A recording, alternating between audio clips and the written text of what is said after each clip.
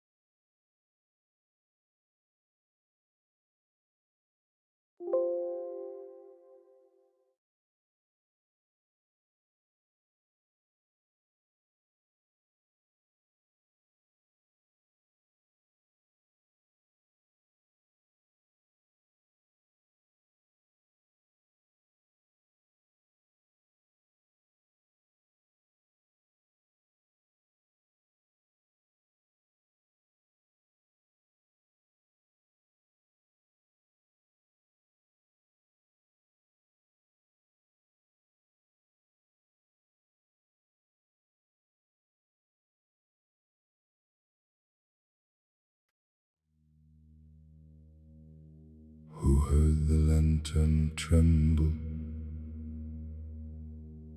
Who watched the curtain move? Who saw the desert wind return with answers already approved?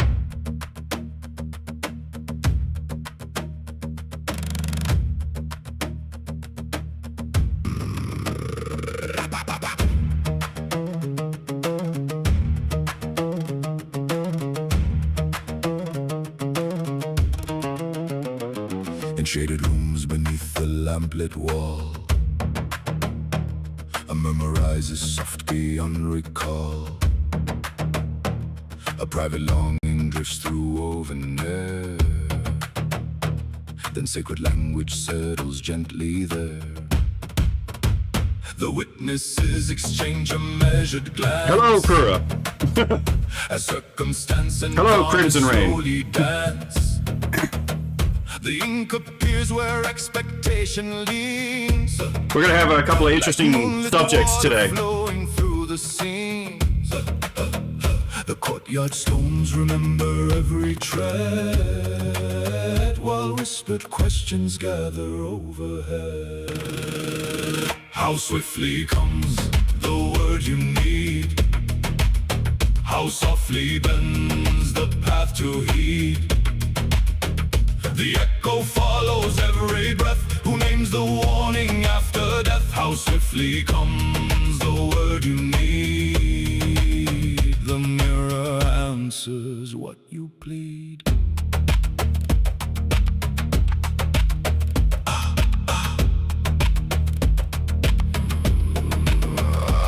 Beyond the gate, bright gardens fill the sky.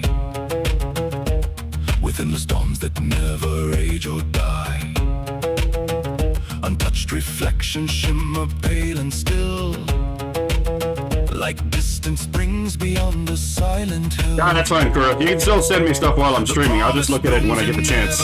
Light, Hello, Philip. unfading forms concealed beyond the night.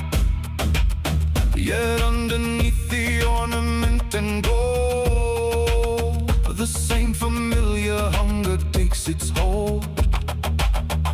The desert wind returns across the plain, repeating old desires in new refrain.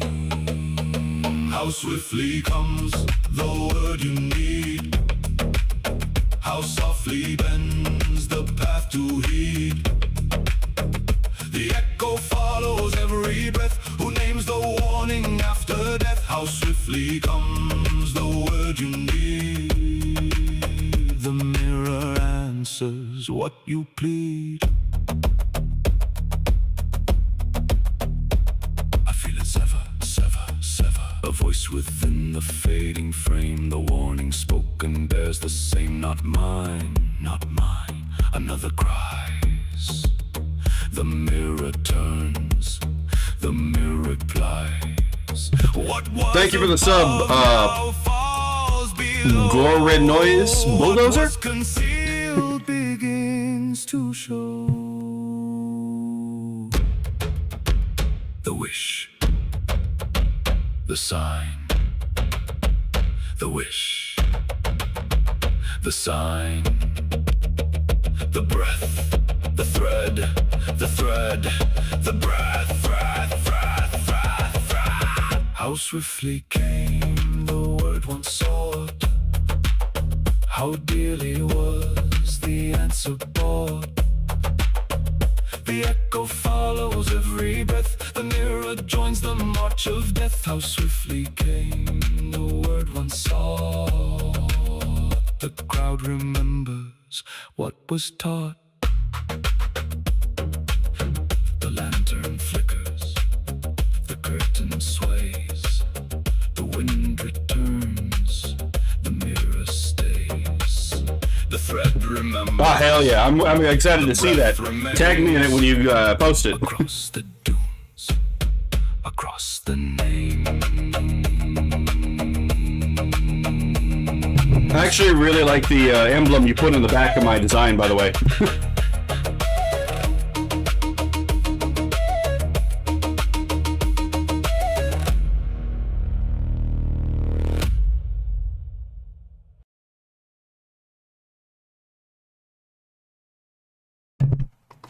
Alright.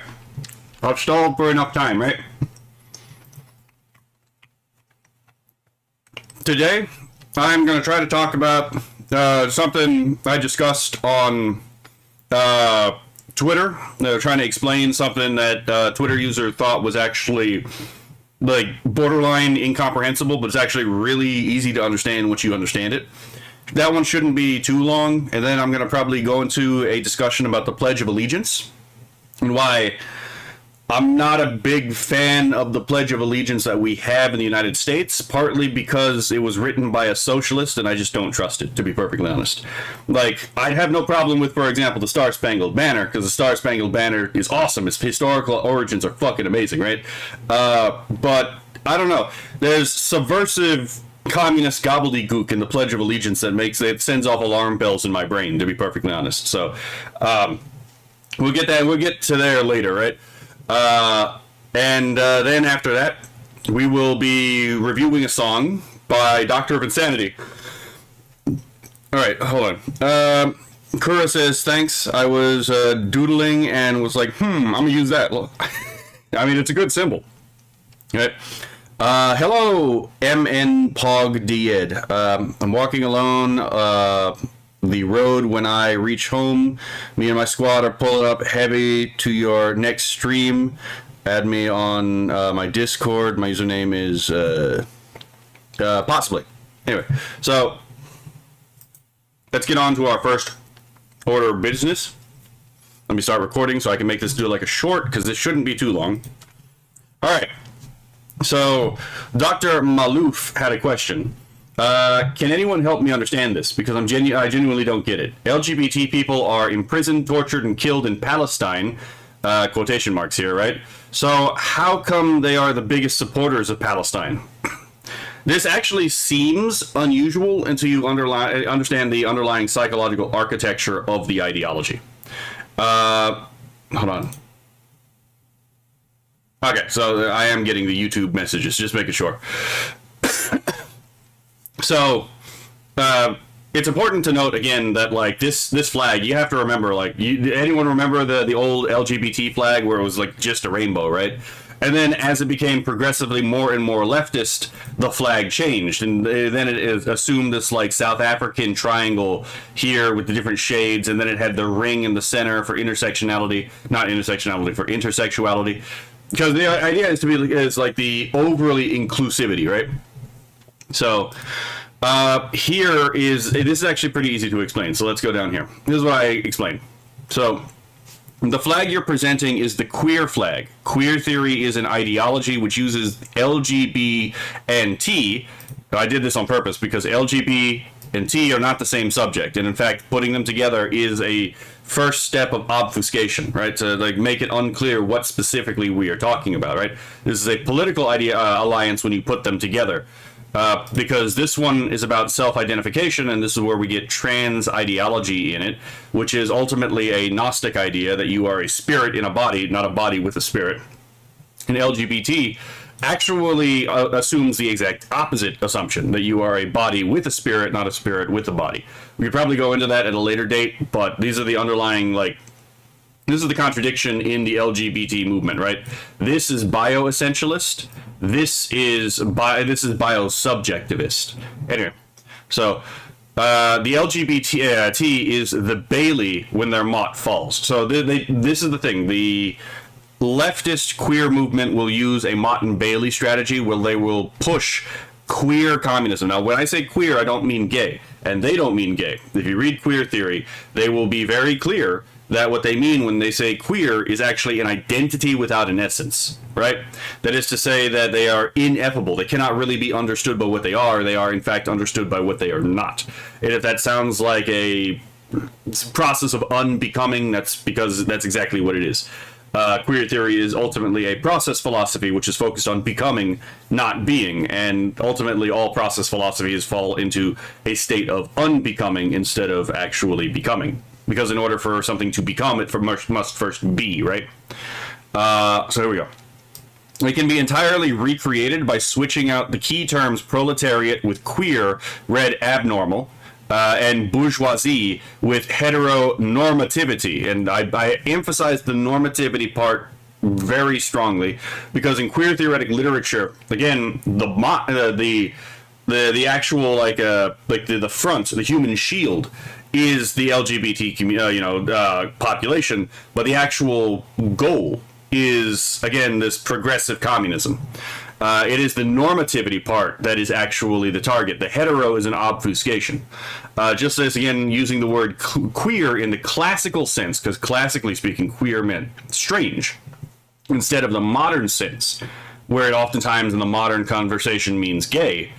That is on purpose. It is an obfuscation tactic. It is an intentional usage of symbols to deflect from those who are not initiated into the language of the initiated, while at the same time communicating what they actually mean to those already initiated in the use of the language this way. So, and my point here is that, again, this is Marxism. Even if it doesn't look like classical Marxism, it's still Marxism. A lot of these post-Marxist ideologies can be recreated from Marxism if you take the class conflict and you just switch out the terms, right? A queer theory can be recreated by switching out, again, as I said, proletariat with queer, and then bourgeoisie with heteronormative, but you can do the same thing with radical feminism. If you switch out bourgeoisie with male, and then proletariat with female, you have radical feminism just inbuilt, right? Already, because the specific area of conflict is encoded within the nested assumptions of the terms, right? Bourgeoisie, proletariat ultimately have the economic implications, so that's an economic conflict. You have queer and heteronormative in there, and it automatically moves from an economic conflict into a sexual and or normativity conflict. You switch them out with with sex terms, and then all of a sudden it becomes, again, a conflict between the two sexes, right? That's what ultimately radical feminism is. You want to do the same thing for post-colonialism. All you need to do to reconstruct post-colonialism, switch out bourgeoisie with colonizer, and then proletariat with colonized, no matter how far removed you are from the conversation of, the colonial reality, and boom, there you go. And that one's going to be important as we get through this, right? Because it turns out, as I'm going to explain later, there's more going on here, but when you understand it, it becomes really easy to spot. Philip says, sounds like the mumbo jumbo they tell you before giving you the Kool-Aid. It is. I mean, this is basic. Cults use this kind of thing all the time, right? It's not unique to ideology, but it is a thing that cults use all the time. So, the bizarre interplays you're noticing stem from intersectionality, rooted in Marxist ruthless criticism of all that exists. By the way, this is an actual imperative that Karl Marx himself gave in one of his writings. I think it's on the German philosophy. I think it's German philosophy that it's in. which extends oppressor-oppressed dynamics to all aspects of reality. Under this view, Israel is an extension of Western imperialism, so Palestine fills the role of the proletariat and Israel the role of the bourgeoisie, a la post-colonialism, a twin ideology of queer theory. Remember what I said earlier, right? The colonizer is bourgeois, the colonized is proletariat, right? So here, we just put Israel into the slot of colonizer as an extension of Western imperialism, and then automatically Israel...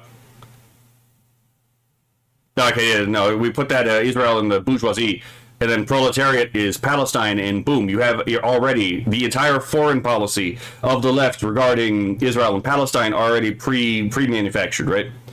Let's see. The idea is that to throw off the reality of our sense perception, which they think is a false or hyper-reality, this term is really important. Hyper-reality is the term that post-modernism uses and post-structuralism. Hyper means beyond. Reality means that which exists. So hyper-reality is that which appears to be real but is not actually real. It is an illusion. The workers of the world, i.e. the proletariat, must unite to overthrow the interdependent, interlocking systems of oppression, self-justifying ideologies, and capital, i.e. So this part I'm going to need to explain a bit. So in Marxism, it's not just that there's a system of oppression. There's actually a Trinitarian demonic, well, it's not really demonic in like a Abrahamic sense, but in the sense of like the mode, right? This Trinitarian mode of domination. We have the system of oppression, the capital that the capital it's intertwined with, and then the system of the ideology justifying it, right?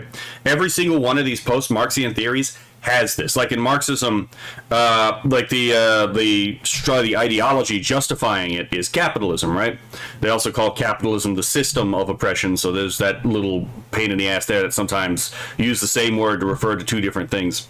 And then you have money is obviously capital. Well, interestingly enough, On the Jewish Question, probably Karl Marx's most anti-Semitic thing he ever wrote, Karl Marx was very clear that he believes the God of the Jew is money, and that the religion of the Jew is huckstering.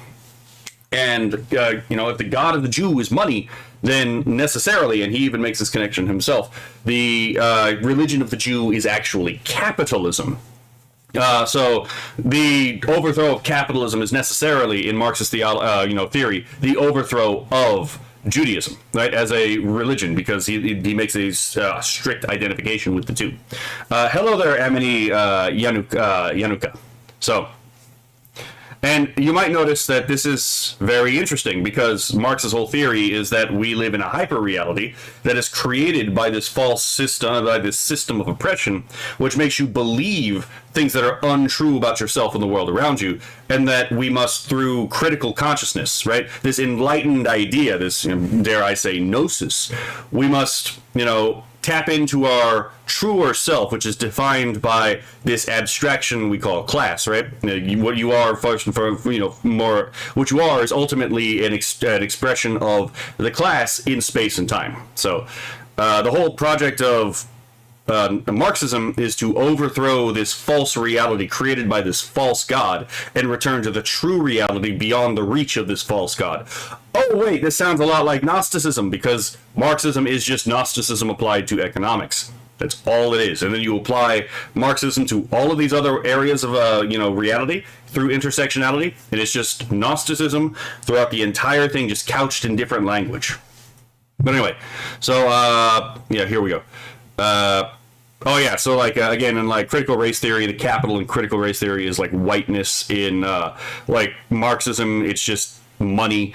In they've got all these stupid terms. Like in healthism, or fat studies, by the way, they have the ideology of oppression is healthism, and then health is the capital by which the system of oppression actually operates. It's all retarded. Every fucking time every time it's expressed, it's fucking ridiculous. So Amity Yanuka asks, so Marx hated the Jews? Not on racial lines, but he hated them on religious and cultural lines, yes. He did not like Jews. He has a whole book on his disdain of Jews, literally titled On the Jewish Question. Let's see. I.e. money in the... Okay, I already said this. And the reason that has to be destroyed is because it sustains the hyperreality. So, since these are interdependently generating, so long as one of these endures, the hyperreality regenerates itself. So they literally think Marxism, queer theory, post-colonialism, feminism, CRT, etc. are a package deal. You can't destroy capitalism without simultaneously destroying colonialism, imperialism, normativity, whiteness, trademarked, as with let's see. Yeah, so, and it's kind of obvious here, right? It's because, like, if all of these systems actually are interdependently generating, right? So they all generate and sustain each other. If you collapse one of these pillars, they're all interdependently generating, so it will regenerate that pillar, right? This is why you hear sometimes people say, well, you can't really oppose the patriarchy unless you oppose capitalism, or you can't really oppose, like, colonialism unless you oppose the patriarchy. I've heard both of these before, right? And it's because it's an interlocking system where each particular, like, node of oppression, alleged oppression, by the way, because almost always the oppression stated does not actually exist. In order for, like, if any one of these nodes exists, the whole thing will come back. So it all has to come back, come down all at once, or the project will fail. So there's that, right? And again, since the Palestine is seen to be the victim of colonialism under post-colonial theory, then the Palestinian is part of the proletariat, alongside the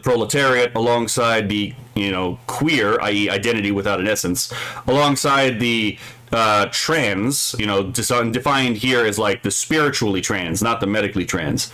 And there is a difference, by the way. Siding with the female according to radical feminist ideology, right? It's all packaged in that proletariat workers of the world unite idea. So, yeah, if you ever wondered why that's the case, that's why. Let's see. Yanukai says, I was told Marx is Jewish. He was a Jew, but you can be ethnically Jewish and hate religious Judaism. Like, that there is a difference between, like, religious Judaism and, like, ethnic Jewry. Like, just because you're an ethnic Jew doesn't mean you're religiously a Jew. I've actually had as a guest on my channel before a ethnic Jew who is religiously Catholic. So again, Trent Horn is ethnically Jewish. He's part of the Jewry, but he's religiously Catholic as well. So the two are not necessarily interlinked as closely as people think. He associated the Jews with capitalist monetary system. That is true. He did.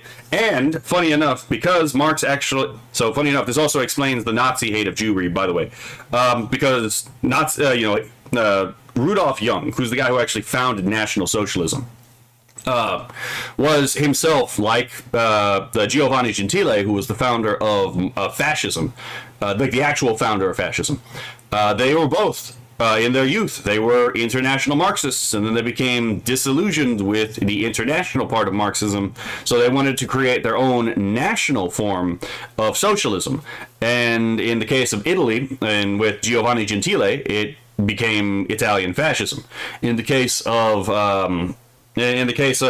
like Germany, it intermingled with a lot of pagan nonsense, and then became Nazism, right? National Socialism. In fact, actually, the guy is not exactly all that subtle about it. Fucking Rudolf Jung, in his work, in his seminal work, National Socialism, he actually outlines a lot of what they believe and why they believe it.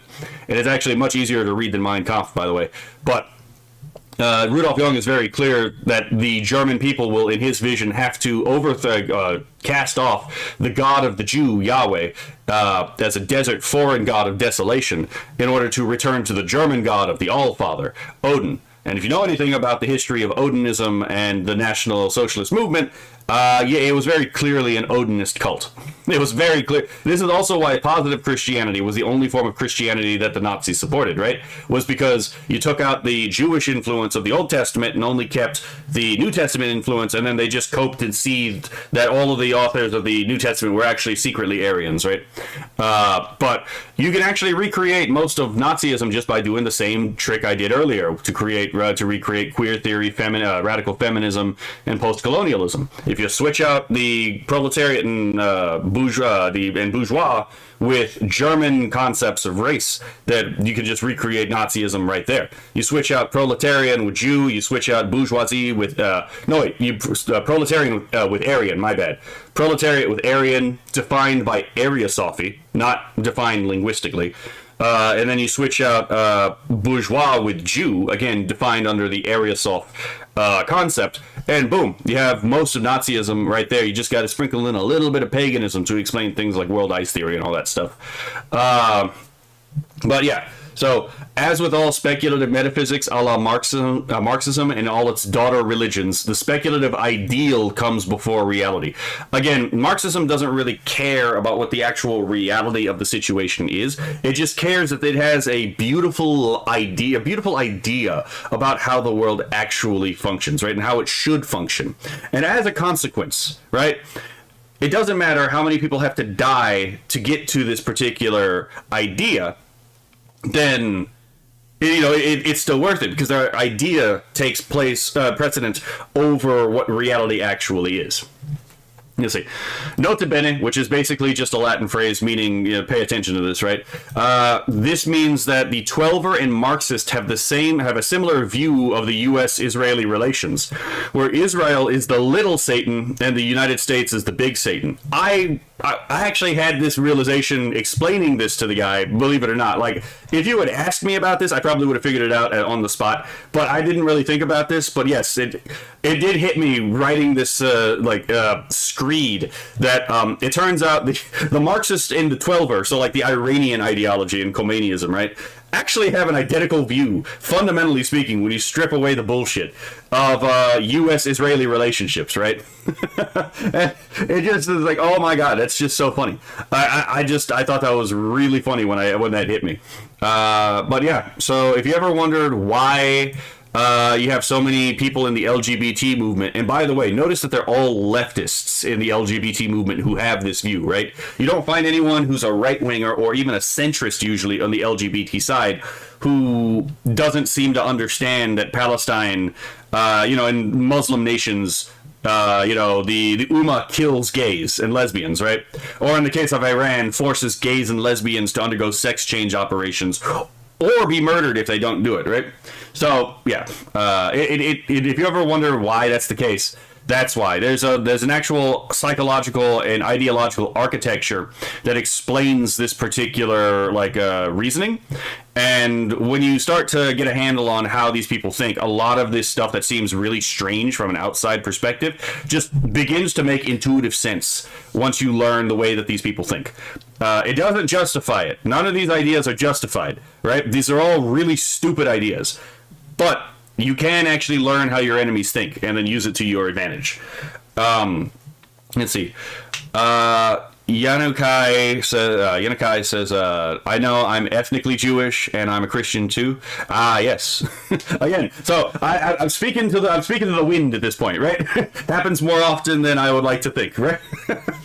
But yes, to your whole question about Marxism and anti-Semitism, Marx was a raging anti-Semite as well. I would suggest, again, if you get the opportunity to read On the Jewish Question by Karl Marx, you'll learn he's not exactly a friend of the Jewish people, right? He's not a friend of Christianity either, right? In fact, he hates the same God, right? Because Christians and Jews, they have the same God, right? The God who creates the universe around them, that you currently exist in, and then upon creating material reality decides that material reality is good, and that, and then creates human life, and upon looking at human life decides human life is good, right? As opposed to the God of Gnosticism, who is the God who, instead of creating the world, looks at the world, finds it odious and hateful, and only judges good that which leaves the material, sensible, empirical world. Okay. Who is this?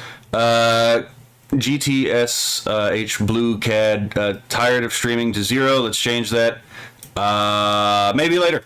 Okay, so that's just what that's all I wanted to do here. A relatively short video for this beginning section to explain this. And I'll see y'all in the next video. Okay, so there's a stop recording. I am going to try to just explain this part rather quickly. Okay. So, as promised, I am going to explain why I think that the Pledge of Allegiance actually is currently existing in the United States is actually kind of a socialist spook, to be perfectly honest, right? Love my country, right?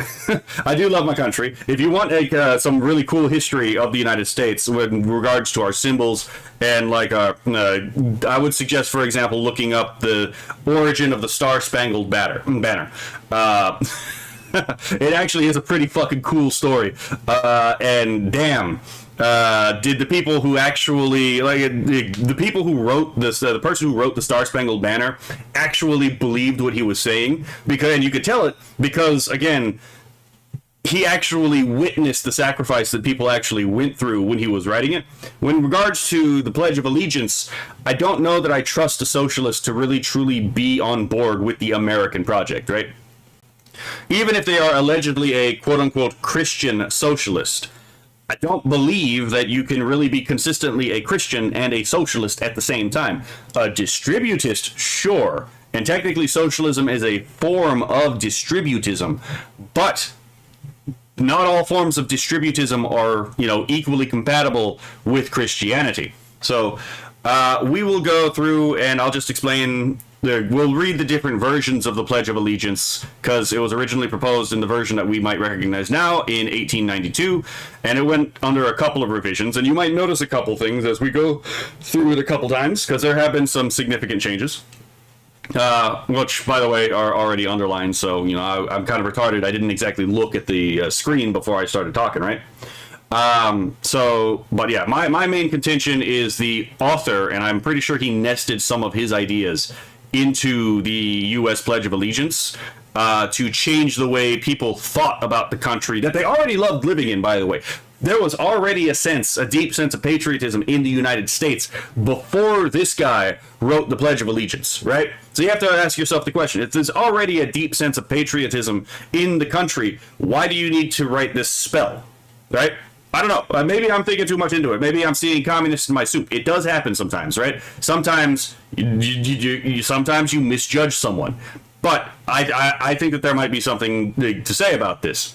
So let's go through this. So let's read the 1892, the original version.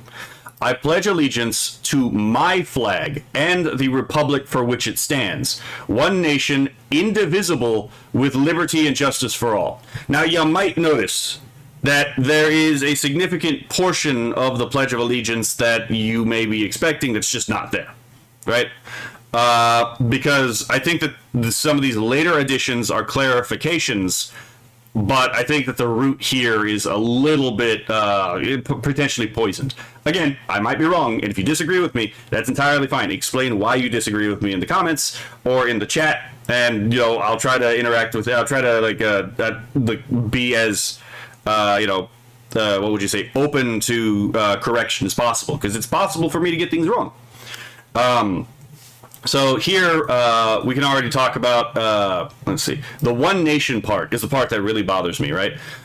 Because this idea of uninationality is something that was completely alien to the Founding Fathers. Now, when the country was originally formed, this is a map of the United States and its original borders, right? From the original 13 colonies, including the part that we eventually seceded, we let Canada have. There's 13 colonies, right? Interestingly enough, these all had different religions. They all had different ways of organizing and running themselves. And, interestingly enough, they didn't trust each other, right? This is why the Articles of Confederation preceded the U.S. Constitution, is because the people that actually cooperated to fight off the British didn't necessarily agree with how the country that now existed should run. And they disagreed to such an extent that they basically neutered the federal government. And then eventually this caused some problems because it turns out the culture that they were living in wasn't necessarily ready for the for the Articles of Confederation. Incidentally, everything that the anti-federalists were worried about actually fucking happened after the institution of the Constitution of the United States that we currently have. Just putting that out there, it turns out the anti-federalists were right in almost everything they said with their criticism of the federalists, but I digress, right? Can you tell I'm a huge 10th Amendment supporter, right? And yeah, I think we can just say, even if you look at the country now, we're not one people, right? There is not a lot in common between a New Yorker and a Texan, to be perfectly honest. I know this from experience. There's not a lot in common between a Californian and an Alaskan. Let's be perfectly honest here, right? We are very different peoples. We are very different. Different places have different religions. We have different customs. We have different, common senses. We are not one people. We are a republic that is composed of multiple peoples. And that's fine, because republics and empires historically have usually oftentimes been composed of multiple peoples, right? That's not all that unheard of. So the one nation part really bothers me. I get it. You're talking about like unifying everyone, but the fact of the matter is that there are multiple peoples that comprise this nation, and this seems to be a step towards the obliteration of distinctions of the particulars, which I've complained about beforehand in other videos about obliterating distinctions between peoples for some ideological project, which this is exactly what we're talking about here. Indivisible, and this is another huge part. This is an immediate red flag for me. The indivisible part. When the United States was originally formed, even under the assumptions of the Constitution as originally formulated, it was understood that this right here was a voluntary association. If New York wanted to leave, New York could leave. No, wrong one. That was Massachusetts. If New York wanted to leave, New York could leave. If North and South Carolina wanted to leave, they could leave. Right? And in fact, the 10th Amendment of the United States, which was one of the original amendments to the U.S. Constitution, one of the things that had to be put in there so that all the founders would actually sign the fucking document, right? There are a number of amendments to the original document. That's why they're called amendments. Weren't originally in the document. Had to be placed into the document, right? The 10th one is very explicit that that which does not belong explicitly to the federal government belongs to the people and the states thereof. What is one of those things, interestingly enough, that is not talked about anywhere in the Constitution of the United States? The Act of Secession. It talks about annexation. It does not talk about secession. Secession is the right of every single individual state. Under a constitutionalist reading of the United States Constitution, not influenced by reconstructionist reinterpretations of the Constitution, if Hawaii wants to secede and become a kingdom again, the people of Hawaii have that right to do so. But the path of federalization is where all the states lost their right to the 10th Amendment, right? It's not that the federal government actually respects the rights of the states themselves either, right? The federal government also, for example, Congress, when they took in Tejas, the Spanish, speaking state of Tejas, which, by the way, I'm entirely for, because Tejas fought for independence against Mexico so it could eventually become American. There's a whole complicated history about that, but yes, that's why Texas had, fought its War of Independence. They joined. The Congress agreed to annex Texas under the agreement that Texas, without consent of Congress, could split itself apart into 5 separate states. And I have been a Texas divisionist for quite a while because I understand if we can split Texas into 5 separate states, then we can absolutely use that particular strategy to take a far stronger control of the House and the Senate. I am very well aware of this. I'm a strategic divisionist, and I don't think that the federal government is going to peacefully let that happen, but I think we could fight like hell. Let's see. But anyway, long story short. So yeah, the indivisible part right here. This is extremely dangerous to me. This is a complete breakaway from the original founding idea of what the United States capital, a state, is a country. The United States of America actually is, right? This is a complete breakaway from the founding principles. Hold on, let me catch up with chat. The Mind of Raw said we are multicultural by design. I mean, we all have very similar cultures, right? But yeah, you're right. Again, the culture of Texas is not the same as the culture of Massachusetts, which is not the same as Florida, and not the same as Hawaii, which is not the same as Alaska, and that's fine. We can actually get along with each other because of the 10th Amendment. We don't, under 10th Amendment, constitutionalism, it turns out the New Yorker wouldn't have that much say over what happens over Texas, and that's entirely fine. I find it very odious that, again, I have to listen to the opinions of a New Yorker or a Californian through the voting process over my state. And I would also find it equally odious that they would have to suffer my opinions as a Texan over their state. Right? It does cut both ways, to my opinion. So, like, right off the bat, I'm just like fucking alarm bells when I hear this, right? Just because I'm familiar with the founding era of the United States. This is incongruous with the foundational principles of the United States. The one nation, indivisible. That's already a huge break from reality. And we can't interface with the reality if we're not willing to look reality in the face, right? Philip says, was that a path to the federalization that happened at the beginning of the 1990s? 1900s. Federalization, so the Constitution was the beginning of the path to federalization. It didn't have to be, but again, if like all the anti-federalist critiques actually turned out to be true, it seems that, again, it might have been an error to have the current Constitution formulated the way that it was. I actually agree with Kirsha that if the Constitution, that the Constitution isn't a sacred document, right? It is a pragmatic document. Lysander Spooner, actually. Hold on. I'm going to have to pull out the Lysander Spooner quote.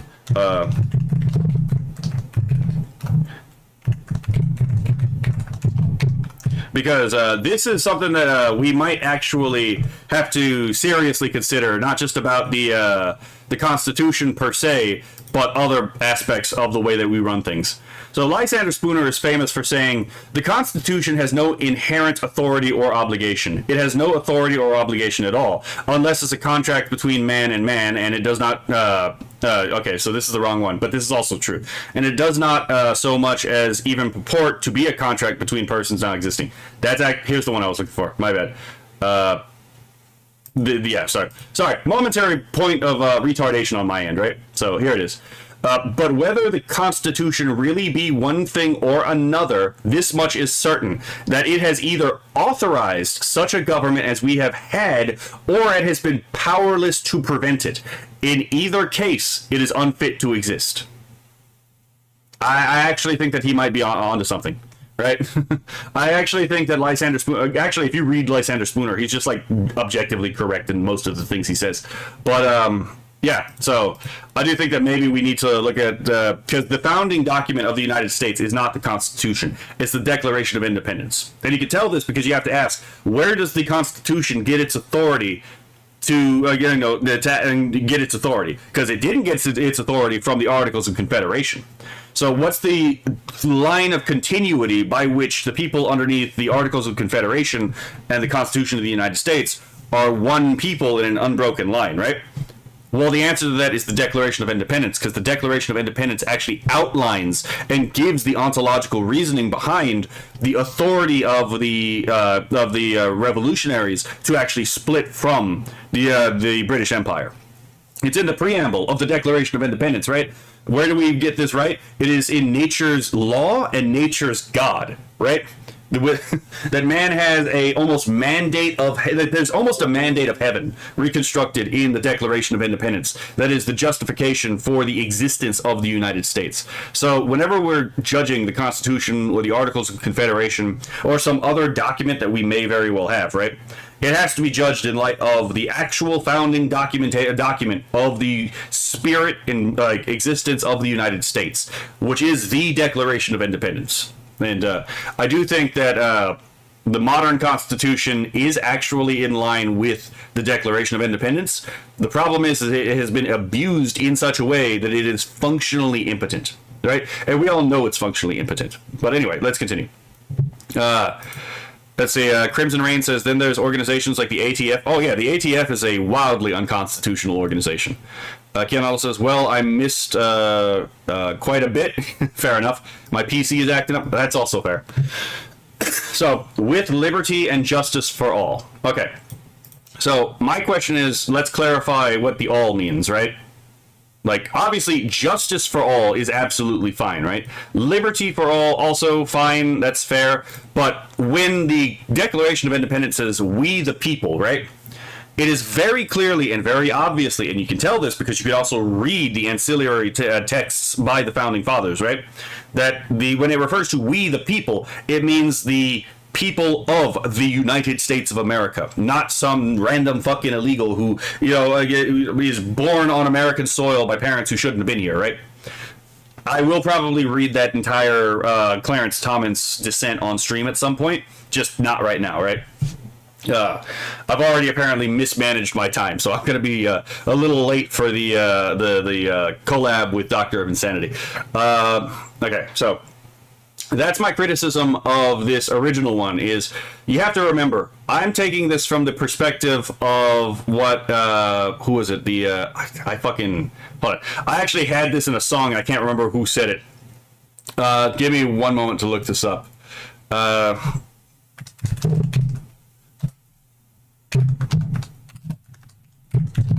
It's a pope. I remember the quote. I just don't remember which pope it actually is the one who said it. Okay, hold on. I'm going to have to apparently specify pope. Here we go. Son of a bitch. Okay, I'm just going to have to go through it because I'm pretty sure I have it on my song. Give me one moment. Long story short, when I can actually find the thing, right? The idea is that there is no greater danger than true Catholic doctrine preached with a drop of heresy, right? Because that heresy is damaging to the spirit and soul of the person who believes it, right? But the thing is that you can couch that drop of poison, right, under a more pleasant guise, like again in water or wine. Okay, let's see. I can fucking find this, right? Give me one moment.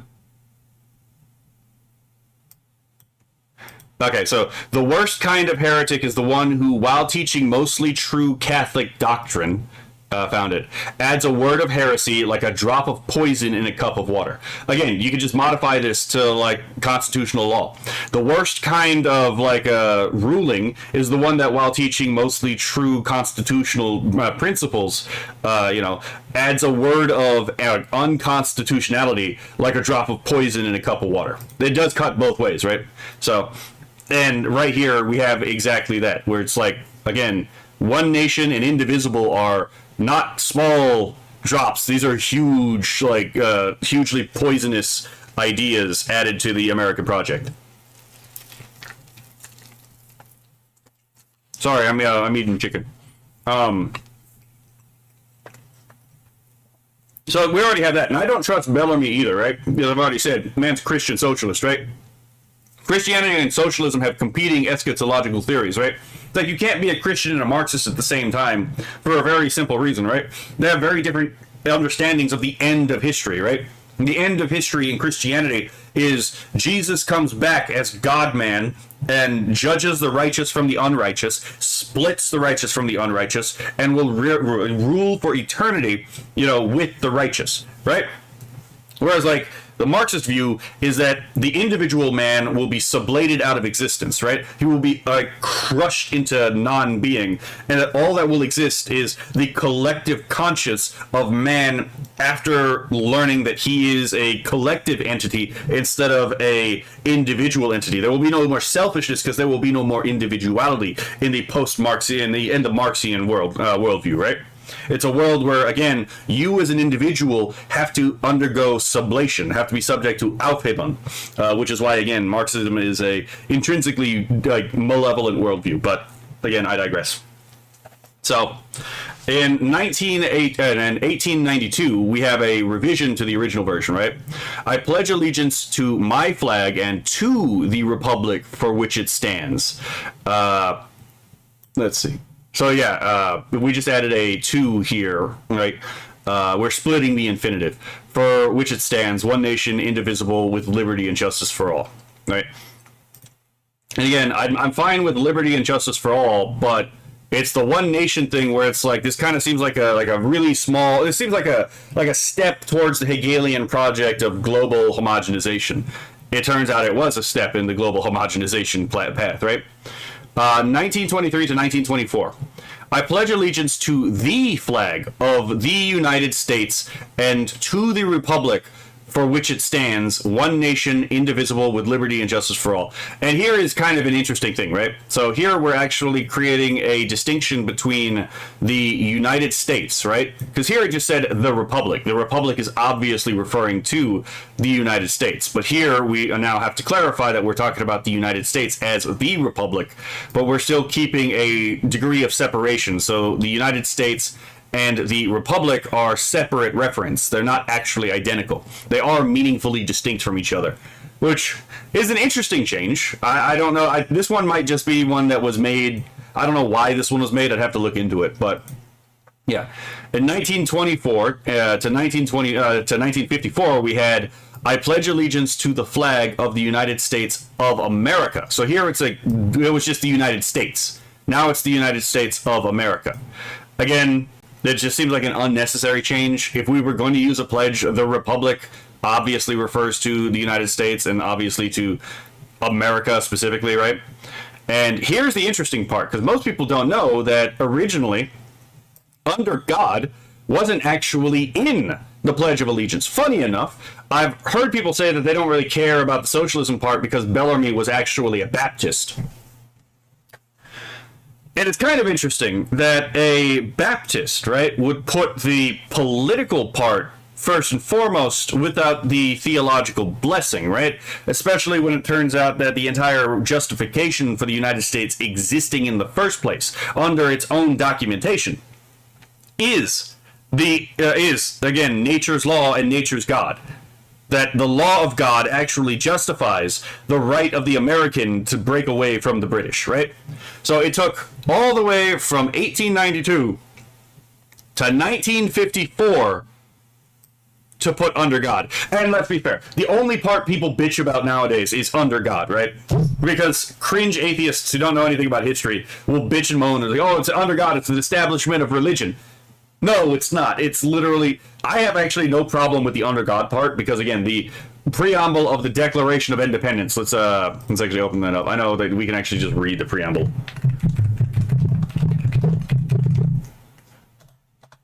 Okay.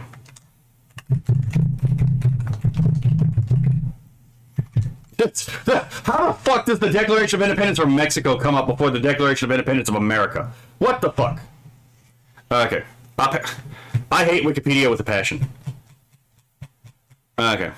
Here we go. United States Declaration of Independence. Which is also, again, called, and this is actually correct, the Unanimous Declaration of the 13 United States of America. So, interesting, right? Interesting. What was declaring secession, right? The 13 United States of America. Not one United States, the 13 United States of America. It's almost as if the one nation part is a spook to destroy the American project. But anyway, I digress, right? I might just have to pull this up on Congress. Yeah, I'm just going to pull this up on Congress. Fuck it. Okay. So let's pull this up. That's study.com. I don't need that. National Archives, a transcription. Here we go. Here we go. This first paragraph will explain to you where the authority of the American to split from the British Empire actually came from, right? It's almost as if it was like forefronted in the minds of the people who fucking seceded, right? So, The unanimous declaration of the 13 United States of America, not one America, the 13 United States of America. When in the course of human events it becomes necessary for one people to dissolve the political bands which have connected them with one another, yeah, they do say the one people here, but again, it's 13 separate states.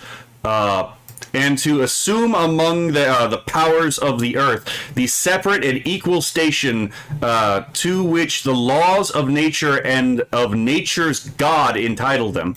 By the way, nature's God is used here because some of the founders were deists. That's fair, but that being said, the vast majority of the founders were actually explicitly Christians, right?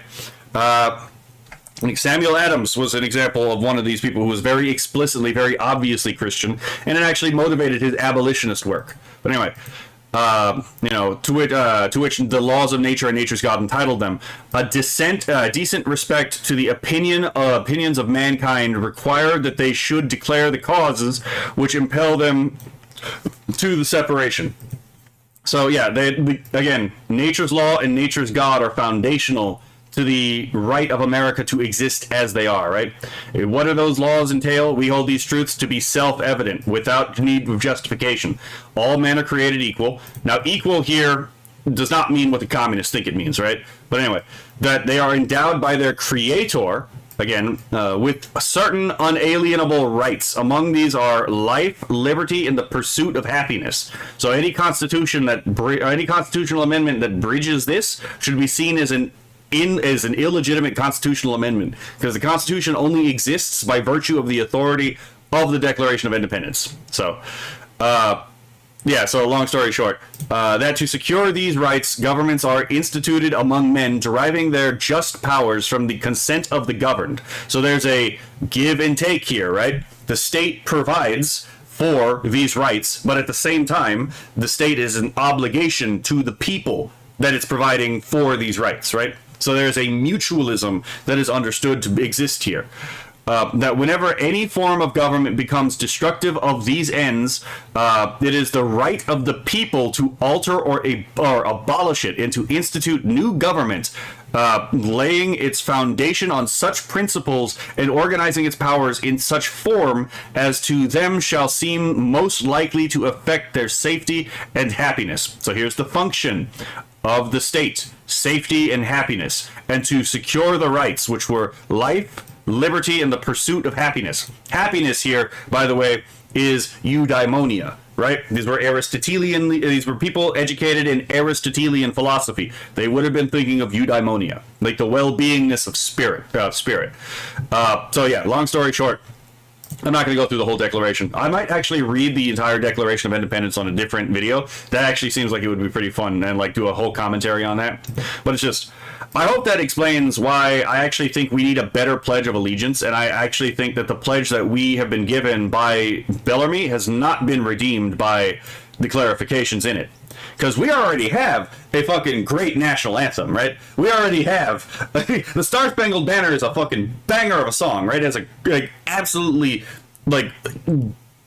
semi-miraculous origin story. Let's be perfectly honest, right? The Constitution worked up until it fucking didn't, right?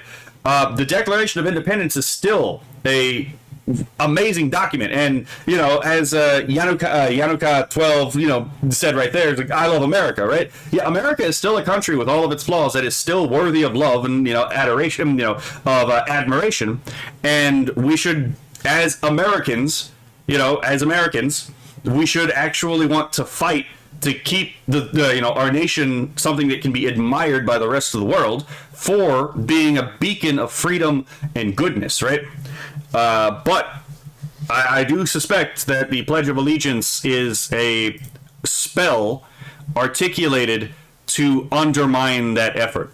That's just me. If you disagree, that is something you can disagree with me on. I know the founders had a bit of an issue with, oaths, the taking of oaths instead of just acting on duty, right? Because there's a difference between signaled virtue, saying something, versus, for example, actually doing something.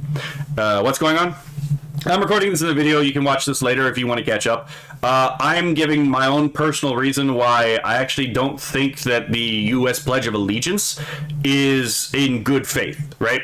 That may sound like an insane take. I know. I'm very well aware. It sounds like an insane take. But if you give me the time, I do believe I have made at least a compelling case as to why I think this is the case, right? I actually think we need a better Pledge of Allegiance that better conforms to the principles of the Declaration of Independence and the original concept and the original project of the Founding Fathers. That's just my idea. And I think that this actually has a number of areas where it just totally breaks away from that project. When did the expression "the United States of America" become the when did the expression "the United States of America" or became "the United States of America" is?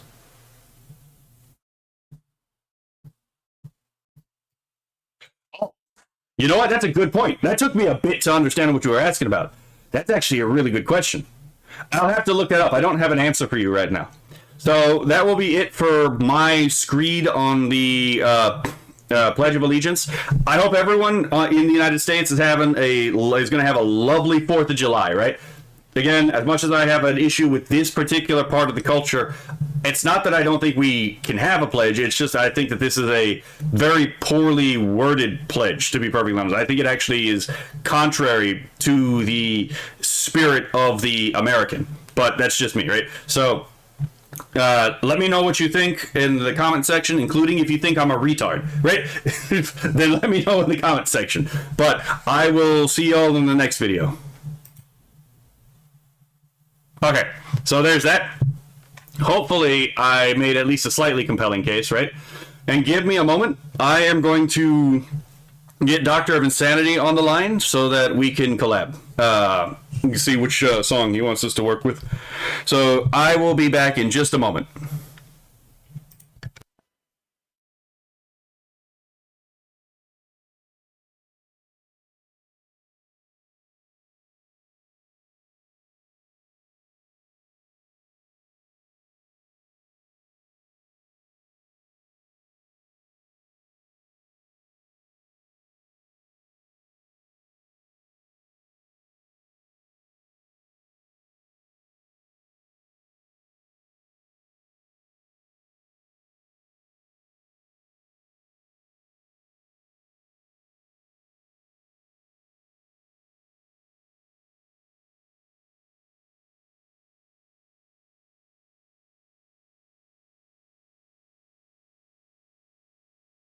Hello? Okay, so you're here? Let me check to make sure. Okay. Okay, so you're showing up on stream. I just needed to make sure. Okay, so which song do you want to talk about? Because we've already talked about Nothing But a Lookalike and Rebuild the City, but, you know, I'm gonna be honest, all the other songs are also fucking, like, something we could spend quite a bit of time looking through and, discussing. I'll be honest, you were breaking up heavily on my end at that moment. But I kind of got the gist of what you're saying. I mean... Okay, I know what's going on. You know how to turn my volume up on your end?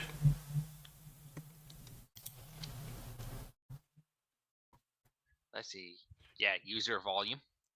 Input options. It's where the microphone option is towards the bottom left-hand corner on Discord. Yeah. Okay. No, wait, that's for me. Yeah, you go to your... My bad. That's my bad. Yeah, it's user volume. You go to... you click on my profile, user volume, just turn that up. Because the reason why I probably sound odd to you is I have to turn the sensitivity of the mic way down on Discord. Otherwise, my character is just going to like bounce up and down for no reason whatsoever. And then there's no real point in having an active and a passive version of the model.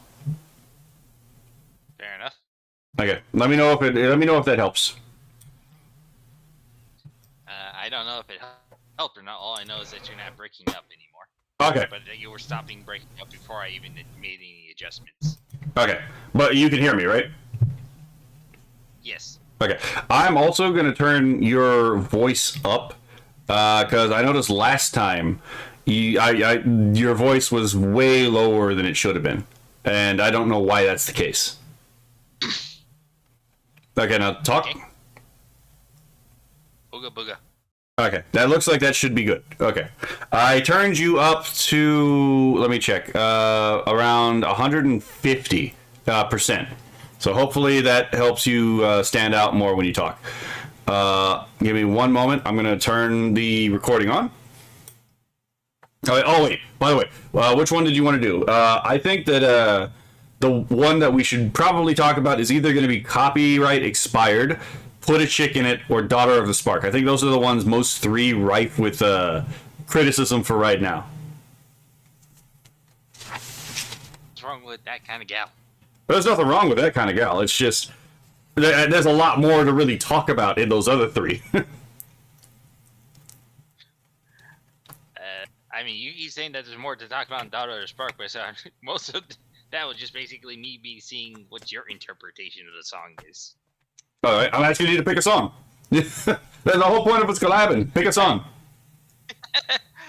Okay, well, since you always kept on saying that you wanted to show people, it will do Put a Chick in It. Okay. So, this is his most... Hold on. Let's start. Hello, everyone. So... Also need to share screen. Yeah, that's fair. Thank you for reminding me about that. I actually straight up forgot about that. But, yeah. The, what was I saying?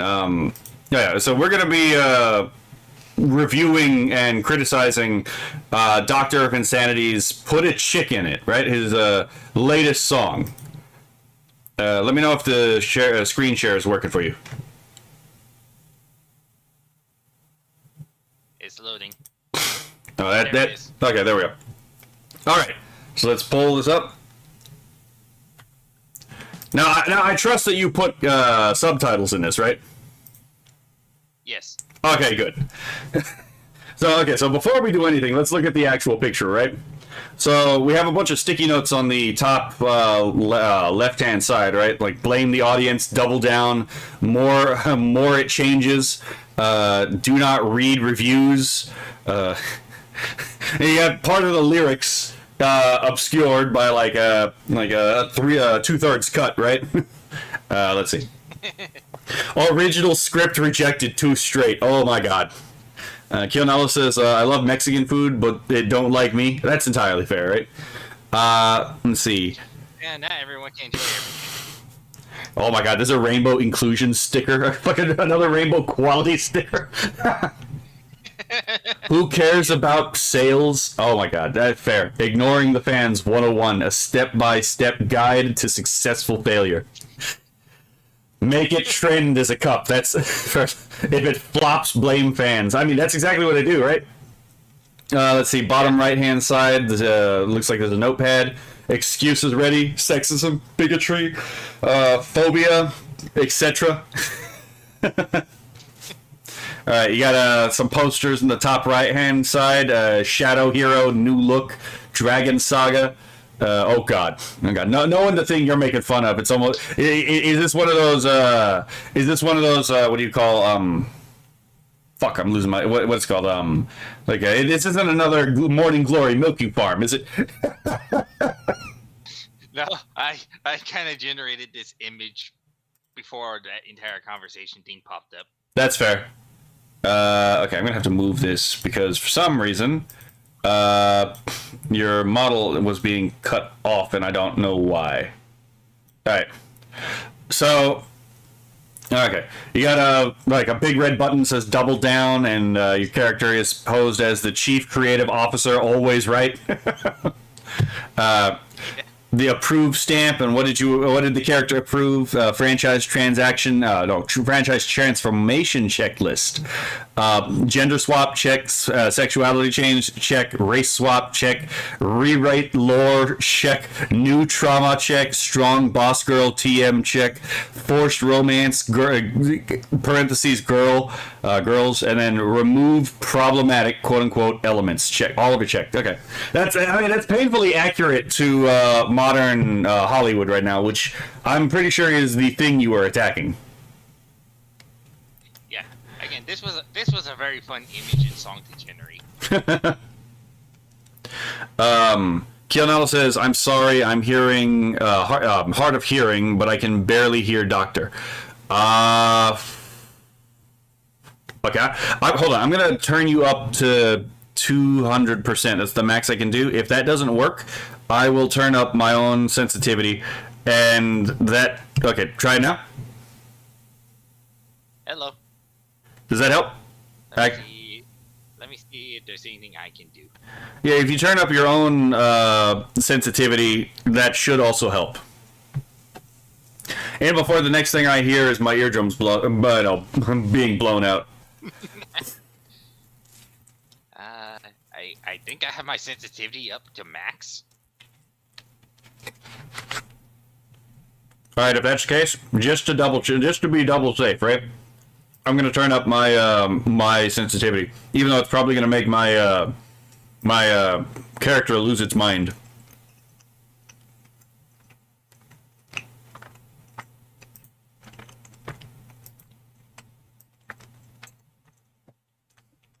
Let me see now. I'm gonna turn it up to 30%. Okay. Okay.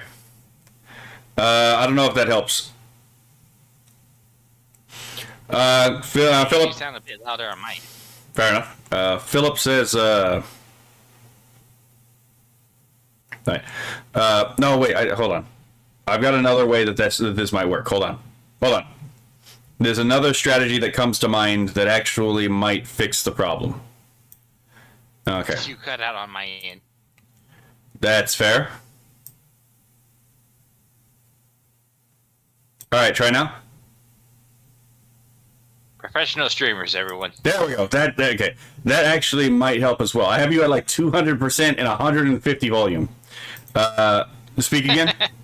Okay. If anything, you might be slightly louder than me now. Well, funny enough, I can barely hear you. Oh, for the love of. All right. Okay, I can hear you better. Okay. I don't know what the fuck's going on in that case, right? There we go. Turn it up You're here. the streamer, not me. Yeah. Yeah. It's not a problem unless I have someone else on, to be perfectly honest, right? So, so yeah, long story short, I think we've, the Q4 results, who cares, right? We have audience approval is 17%, shooting down. We have revenue negative, reduced by 63%, going down. And then we have fan retention reduced by 81%, like crashed into the ground. And then obviously not our fault. Oh my God, I have the hiccups. Oh my God, I didn't even notice this. The other two cups let them cry and DEI over money. You're not wrong, right? I basically had fun with this image. Okay, let's see. Philip says it's the current way of managing the world by committee, so it's never nobody's fault. That's true. That is part of the way to do it, right? It's always the system at fault. No one ever is to blame, particularly. I think Kiyodala says, yay, I can hear Doctor now. Okay, I'm going to write down these specs. That way, whenever I have someone on, I'll put these specs back on. Yeah, I can't really help them with any of this stuff because I don't stream. I mean, that's fair. Hello, Captain Rudy. SpartanBot says this is basically just Lucasfilms, lol, right? Exactly. All right, now that we've hey Rudy. Now that we've discussed all the background details here, right? We can and also the champagne fucking bottles here. Just like, look at all these high class jackasses ruining our dreams, right? Yeah. All right, so let's start the song.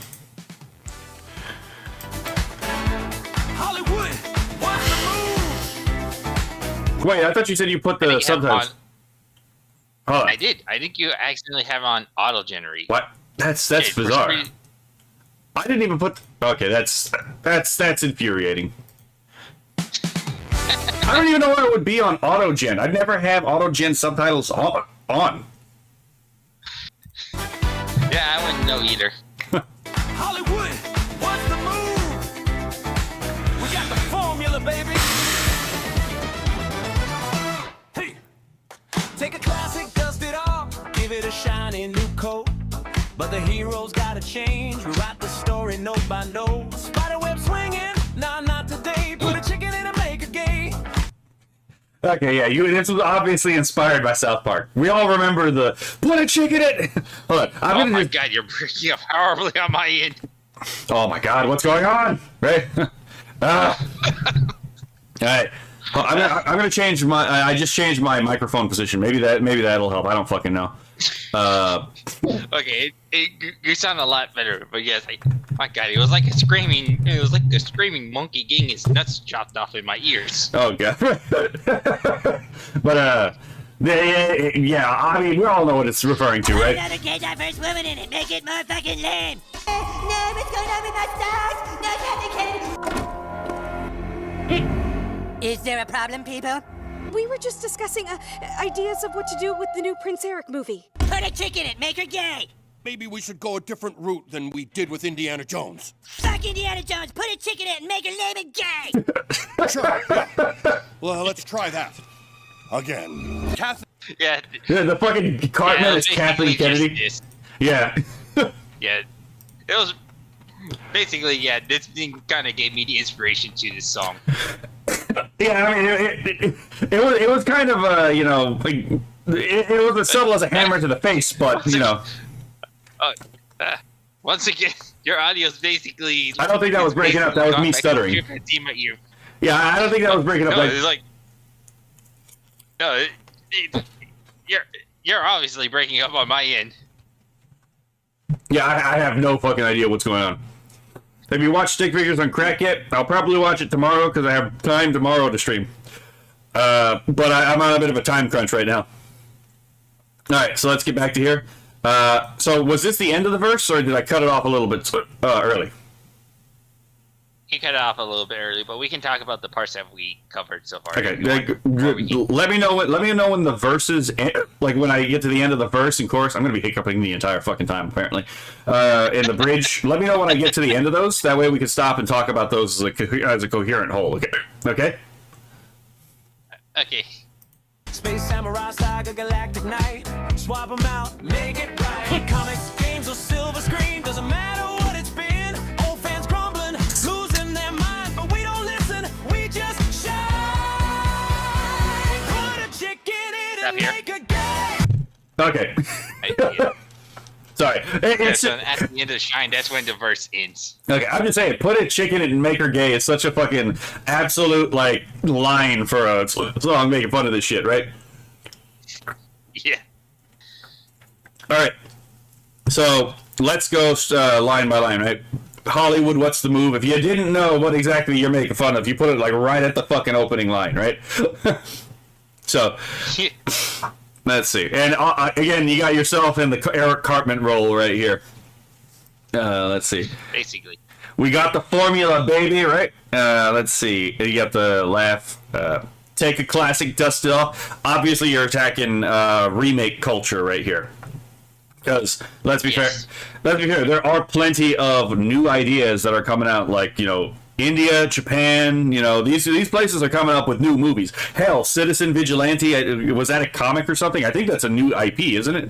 So it's like, we got these ideas that are still out there. People can still come up with new franchises, new ideas, but... Yeah, we even have them coming out here in the U.S. The indie scene's coming out with a bunch of great, interesting ideas. Yeah, the problem is Yeah, we literally reacted to the amazing digital circus, right? So it's like, it's not like there isn't new stuff coming out, right? It's just, these people, they're not doing it because they don't have, my thesis, and people will disagree with me, I don't think the people doing these remakes that suck, I don't think they're doing it because they lack creativity. I think that they're doing it because they can easily argue this as a potential sound investment to shareholders, but the ideologically motivated who are actually writing and producing these films are doing it to demoralize the American people, right? By destroying the things that they actually love as cultural production. That way that there is no escapism, because if there's escapism actually works as like a pressure valve on a pipe, right? Like when things are getting too pressurized, you can use the valve to depressurize, and the whole goal there is take away the entertainment and leave only propaganda so that there is no pressure valve, so that the only real options are you collapse or you lose your mind. I'm going to have to discourage you a little bit there. I agree with everything you said, except the fact that I believe that the new wave of writers coming into these seven fields can't write their head out of their own ass. Well, I didn't say they were good writers. I'm just saying it's like, I highly doubt that they don't actually have new ideas, right? The whole idea of like sticking the remake culture is, in my opinion, malicious, right? I have a whole video about, again, the destruction of your childhood superheroes is not just, them not knowing how to write. It's actively them trying to destroy the symbols that represented the idea of the good, the true, and the virtuous that you grew up with. And boy, how do they keep destroying. Right, but like, am I on track there, or am I doing the thing where I read too much into something? You're basically on track. All right. I have a sneaking suspicion he's just trying to appease me to get me to shut up. All right. So let's take a class. I mean, you do jammer on like Jabberjaw. Right. So take a classic, dust it off, give it a shiny new coat. And here's the thing, where it's like I mentioned this in that video where I was talking about the thing we were just about, like, the destruction of your childhood heroes is important to them, and it's also important to you because you're right, in my opinion, to stand up for like the fairy tale and the superhero and like the magical girl that they all tear down, right? The video game characters they all tear down. I think you're absolutely right to tear them down, because the communists wouldn't destroy them if they didn't see them as actually meaningful, right? So there probably is something meaningful in them. So here we see, again, dust it off, give it a shiny new coat. Don't care about what the essence or the core of the thing is, but instead give it a new coat. Like, pay attention to the appearance of the thing. I think it's like when you and me watched my Adventures with Superman. That was like our main thing, right? Was like, it has the appearance of a Superman, of like a lighthearted Superman story, but fundamentally speaking, it actually undermines Superman stories in its very core when you pay attention to it. It's basically a skinwalker. It looks like the thing that you remember while holding absolutely nothing about it. Yeah, and that's one of the main complaints, right? Now, it's most obvious in Star Wars, which you obviously fucking like directly reference in the song later. But yeah, like the whole like new trilogy can be understood as like a Hegelian dialectic of thesis, synthesis, antithesis. Again, deconstructing the entire mythos, not in a way that's interesting, but in a way that's demoralizing on purpose, right? Because like the whole point of like deconstruction to understand something allows it to be rebuilt, but deconstructing something to demoralize it is deconstructing something to destroy it so it can't be rebuilt. There's two different spirits behind that, right? And quite honestly, I'm kind of sick and tired of deconstruction culture. Like, it was good when you basically brought in something new to actually replace it and be as good. The problem is these people don't bring Jack to replace Jill. Hold on. SpartanBot says you might be maxing out your mic at Cosmic. That would sound like you breaking up. But it doesn't sound like that to y'all. I think it's just I think it might just be Discord, to be perfectly honest, because y'all are hearing me through the microphone itself, right? My character is responding to the Discord audio input. So I think it's actually a problem that I have to fix with Discord. But fun fact, Discord yesterday put limitations on my account because it said something suspicious was going on with my account, and I'm like, what the fuck is going on here? Right, so Discord's been a little wonky in general. Huh? Have you tried traffic bugs? Right. I don't know what was going on. I think because I was sharing a bunch of AI stuff with people in APC yesterday, and I think that's what flagged, what set it off. Is like, oh, he's posting way more than he usually does. It's like, yeah, because I'm not always on. I'm not chronically fucking online, right? Let's see. Philip says, what is not a demolition hammer in this cultural revolution? Yeah, because the whole point is tear down everything meaningful. That way there's nothing left so that we can start from year zero, right? With no impurities from the previous era. So you're right, that is the point. So, hold on, give it a shiny new coat. But the hero's got to change. Exactly what we're talking about, right? It's like, oh yeah, the old way is wrong. We have the new enlightened way of approaching the world. So instead of approaching it with integrity and love, or at least even a willingness to understand, no, we know better about what needs to happen than, again, anyone who came before us. So the hero's got to change, right? Yep. So Crimson Rain says, have you tried... Right. Yeah. Crimson Rain 14 says, have you tried posting a Mr. Bean scam to find it, to fix it?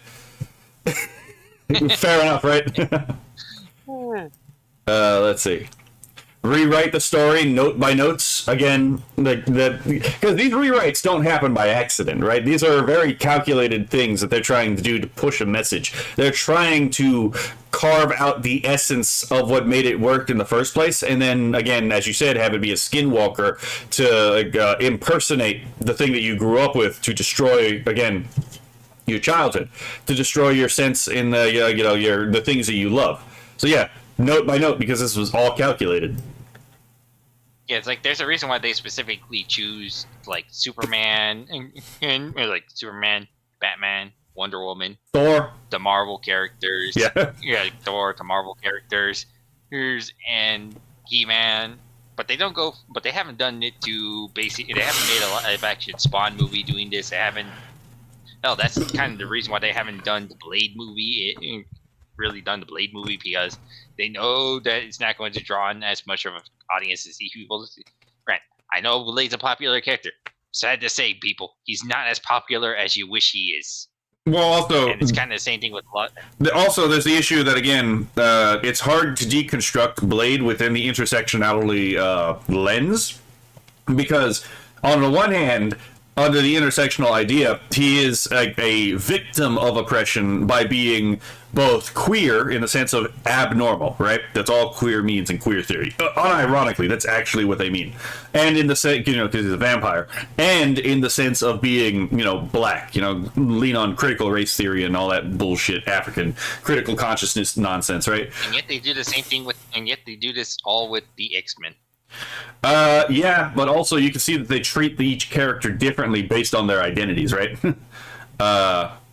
So again, like there's a reason for that. They don't want to touch Blade in general because they would have to deconstruct Blade, and they would rather just have him be forgotten in obscurity instead of actually touching him, because it would not look good on the optics game when they really care about the optics game. Oh yeah, so spiderweb swinging, nah, not today. Again, so here we have the fantastical part, right? So yeah, now we're eschewing the silliness that made this great in the first place, right? Because let's be fair, you read a Marvel comic, you read Image comics, you read DC comics, even the great stories, they're all kind of fucking silly, right? And that's kind of the point. Like, comics used to be silly, and that's part of what made it fun. You think it was the grim dark that made Superman great? Or was it when he was able to just sneeze a solar system into being, and it was like, I have no fucking idea what's going on, but it's entertaining nonetheless, right? Like, that's actually one of the things that was like made comics popular back in the day. It was just outlandish, silly. Comic stores were wild. Yeah, it was outlandish, it was silly, and people actually appreciated it, right? Because it was also earnest at the same time.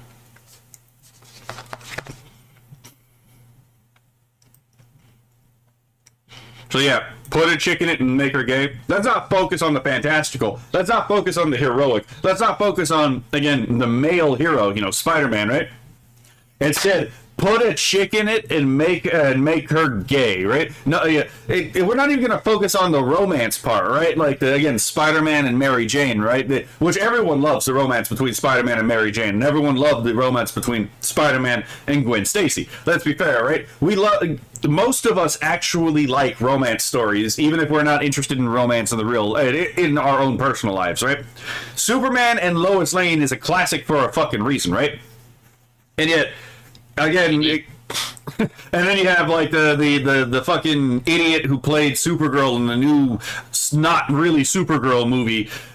They wanted a dark and gritty Supergirl movie. They could have picked anything from... There's all kinds of stories they could have picked. Nah, they had to make the fakest and gayest shit possible, right? They had to literally put a chick in it and make her gay. I still laugh at that foreskin cup. Oh my god! But I forgot about that. But yes. So yeah, like, instead of focusing on that, let's make the most banal, uninteresting thing possible. Right? Again, it doesn't even say because the whole thing is like they don't really focus on romance in these stories either, right? This is the thing that makes Yuri actually interesting, right? Because Yuri stories, right? Oftentimes, again, it's literally about not always. There are some Yuri which are just about like the deep friendships between two individuals, right? But like Yuri is focused on oftentimes the romance between two women, right? And yet it's infinitely more compelling than most of the romance stories that come out in the West because it's actually focused on, again, a love story, right? That's the ontological foundation of the story. So you can put a chick in it. You can actually make it gay. You can actually make it interesting. But they don't do it because that's kind of the point. Right? The point is again, they don't want you to focus on anything else that would be actually interesting. They want the only thing that you can really interact with to be, they put a chick in it and made it gay. Right? to demoralize you. Which is kind of funny because they keep on propagating all these gays, multi-different type of relationship type of different, basically the alphabet soup. And then we see Japan basically bring in some of these type of romance and bring in all these different romance stories. Actually, focus on the actual romance and actually make it work. Fucking for the story. Fucking Spartan bot typed Millie Alcock. What? What?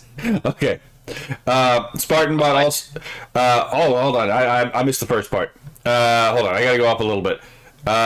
Okay, so Philip says not even a classic vampire, a daywalker, right? Actually, he's a dampire, technically, because he's not. He was born of a vampire, so he's not technically a vampire himself. He's a dampire.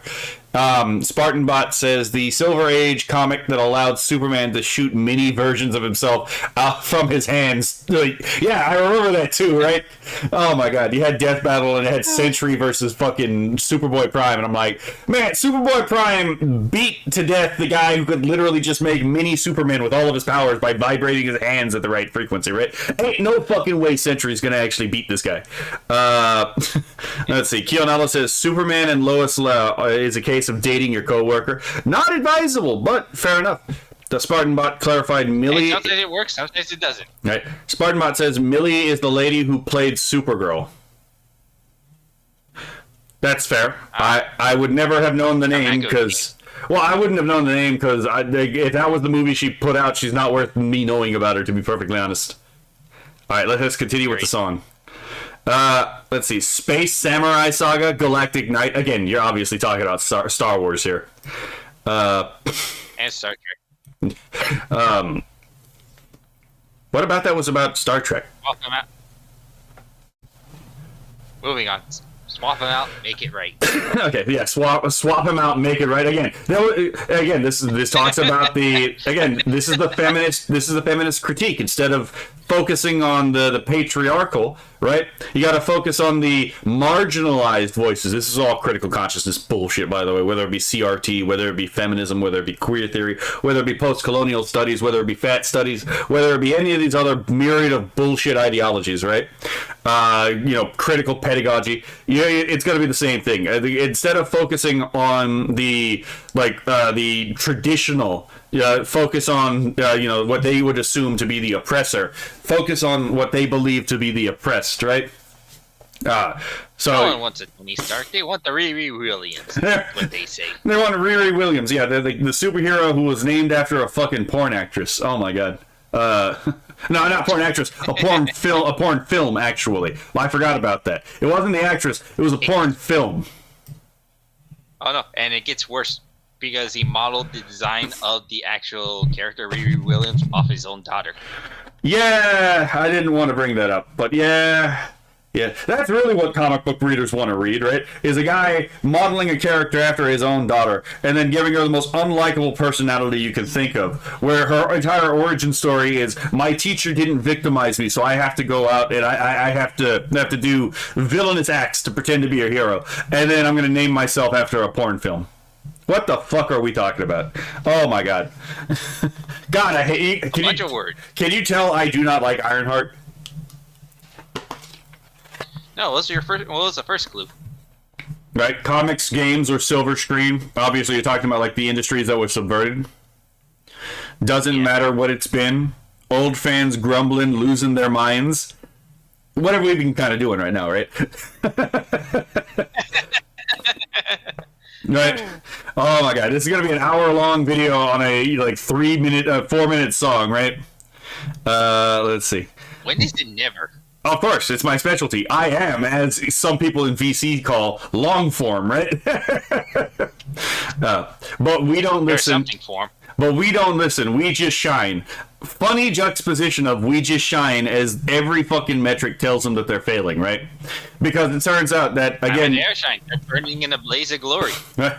Are they, though? That's the thing. It's like, they obviously think that they're shining. They think that they're the beacon of light. They think that they're a bastion of creativity. Where everyone else in the world is like, you actually suck, and I hate what you're doing to the things I love, right? Okay, so maybe not the glory, but they're just burning. Yeah. Let's see.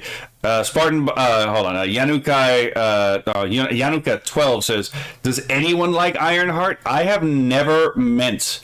I've never met a single. Yeah, Ironheart. I don't, but they mean Ironheart. But I have never met a single person who actually likes Ironheart. Not unironically, right? You can probably find some leftist who LARPs and pretends that they like Ironheart. The only leftist But they'll written... never be able to tell you anything about the character. The only leftist written character that I can think of that I actually enjoyed reading a comic book of was like Gwenpool, right? Which I thought was like a parody of Deadpool, but it was actually just an actually original character. And I'm like, is this cringe? Yeah, but at least they're actually trying to be what looks to be sincere through most of this story, even if it is somewhat inflected with communist gobbledygook. Let's see. Philip says... Gobbledygook. Phillips says, is it Riri Williams or Rearing Williams? Oh my god. Oh my god.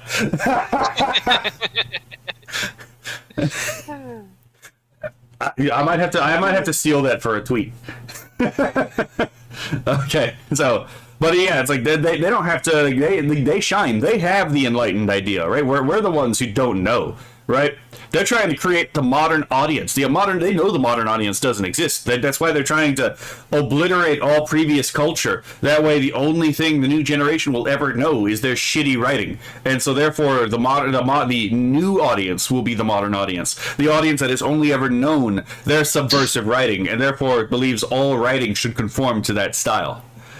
It's actually diabolical. And you know that it's not, and that the only reason why it's been going on for so long is because they keep getting bailed out for some of the most dumbest of reasons. Like, hell, let's not forget, in order to make the Black Adam movie, Warner Brothers had to sell a pretty decent size of their music library.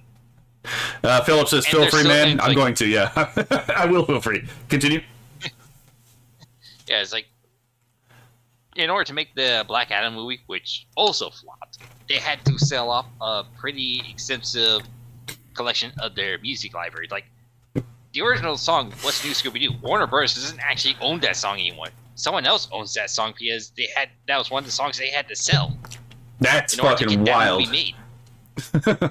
Yeah. Yeah. It's like we reached to the point where where many of these companies either have to sell their own IPs in order to continue down this downward trend, or they're getting government bailouts in order to actually be able to continue. It's like, it's just a very weird and ridiculous type of plan. And it's like, look, man, all I know is if Ruby ever goes on sale, and if it goes on sale for like $50, right, or maybe like $300, I'd be like, I'll buy the Ruby IP, right, and then I'll find someone who can actually write a story, and I'll be like, look, I want you to write this, right? You can do whatever you want.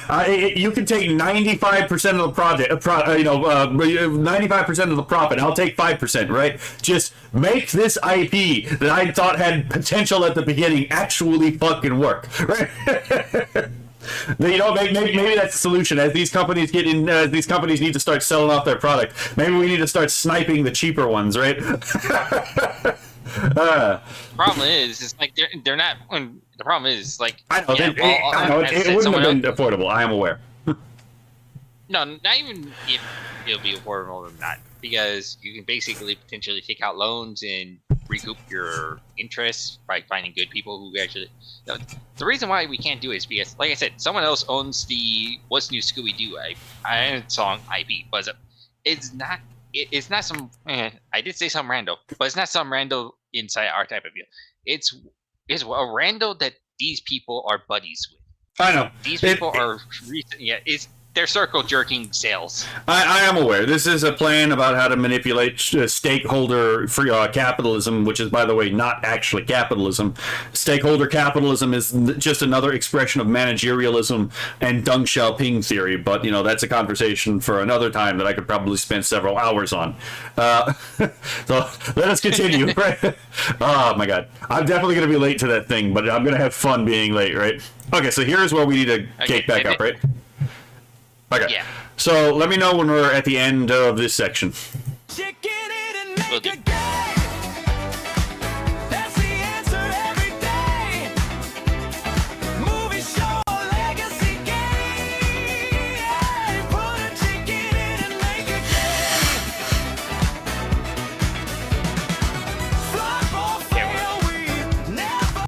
Right there? Yeah, before the flop or fail, because as that person then goes into an R1, what's when it gets to the flop or fail. Okay. So obviously this part's pretty simple. It's like, again, the answer is put a chicken in it and make her gay, right? We already talked about this line, so we can move on. So that's the answer every day. Again, because the answer is okay. So this again ties back to the ideological thing, right?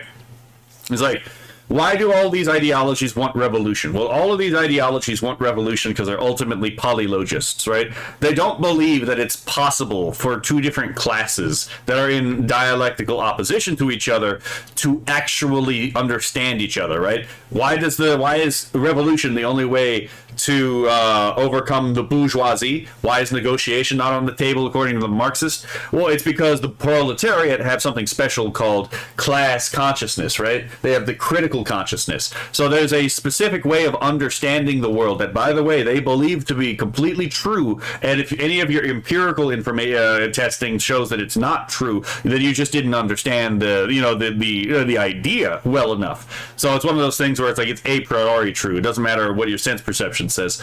And since they have the secret knowledge, the secret enlightenment, stupidity. it is a narcissist. It's not stupidity, but it is narcissistic. And since they understand how the world really works, and you don't, and you can't because you're not in the same class understand how the world works, then there's no point in talking with you because you couldn't understand anyway. And the only way to communicate outside of debate and negotiation is violence. That's why it's always revolutionary.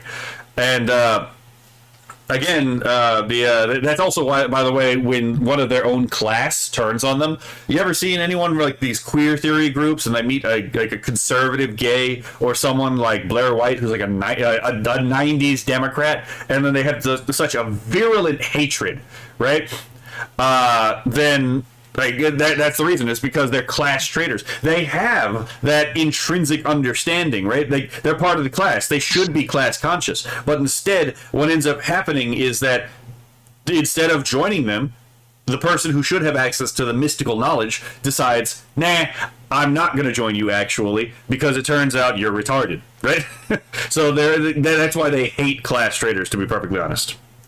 Okay, let's... we can show... They don't even have to basically be gay, trans, or queer themselves. Like let's not forget, it's like people like Trump, J.K. Rowling, and to a certain extent, even Musk himself was actually part of these people too, and they basically broke containment. Yeah. Okay, SpartanBot says, look at what WB wanted Craig of Side Scrollers to pay to get back just the name Screw Attack. Yeah, again, they pay exorbitant amounts because they know that if they can keep the money cycling between them, then they can mitigate the cost. And the only reason that they would set it up this way, if it was an actual free market, then they would be able to have, the higher sell to the lower and the lower sell to the higher. The reason this doesn't really happen this way is, again, this ideological capture. This is Deng Xiaoping theory, subordinating capitalism to the socialist project.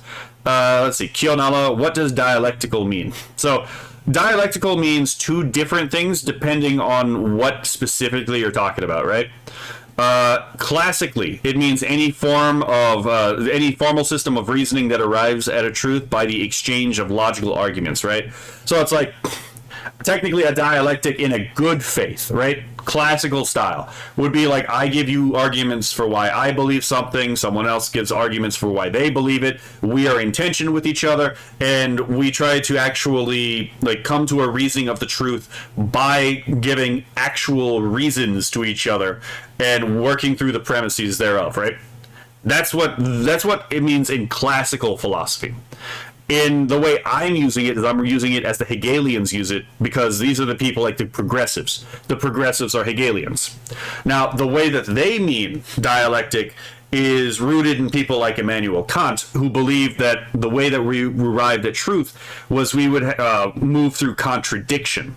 So the idea that contradiction of idea serves as the determining factor in interaction, right? So you have in any system, any movement in history, you have the thesis, the idea, right? And then someone's going to disagree. You're going to have the antithesis, and then instead of putting both of them to the test and seeing what's true, the dialectical thinker, in this case, right, the dialectician, someone who makes this contradiction the foundation of their worldview, what they do is they try to hold both at the same time in the same respect. That's what the synthesis is that both contradiction, that contradiction itself is fundamental to reality, not just a feature of our not understanding reality. So yeah, I hope that helps. It does. It is a little complicated when you're talking about like leftist dialectic stuff. Did that make any sense when I was explaining it, Doctor? Yeah. Okay. By your standards, yes. Oh, fuck you.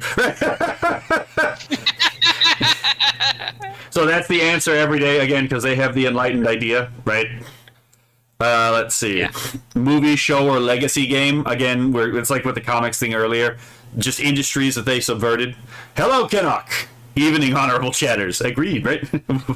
Let's see. Hey, Canuck. And it's put a chick in it and make her gay. I think you said that was the end of it, right? Yeah. Yeah.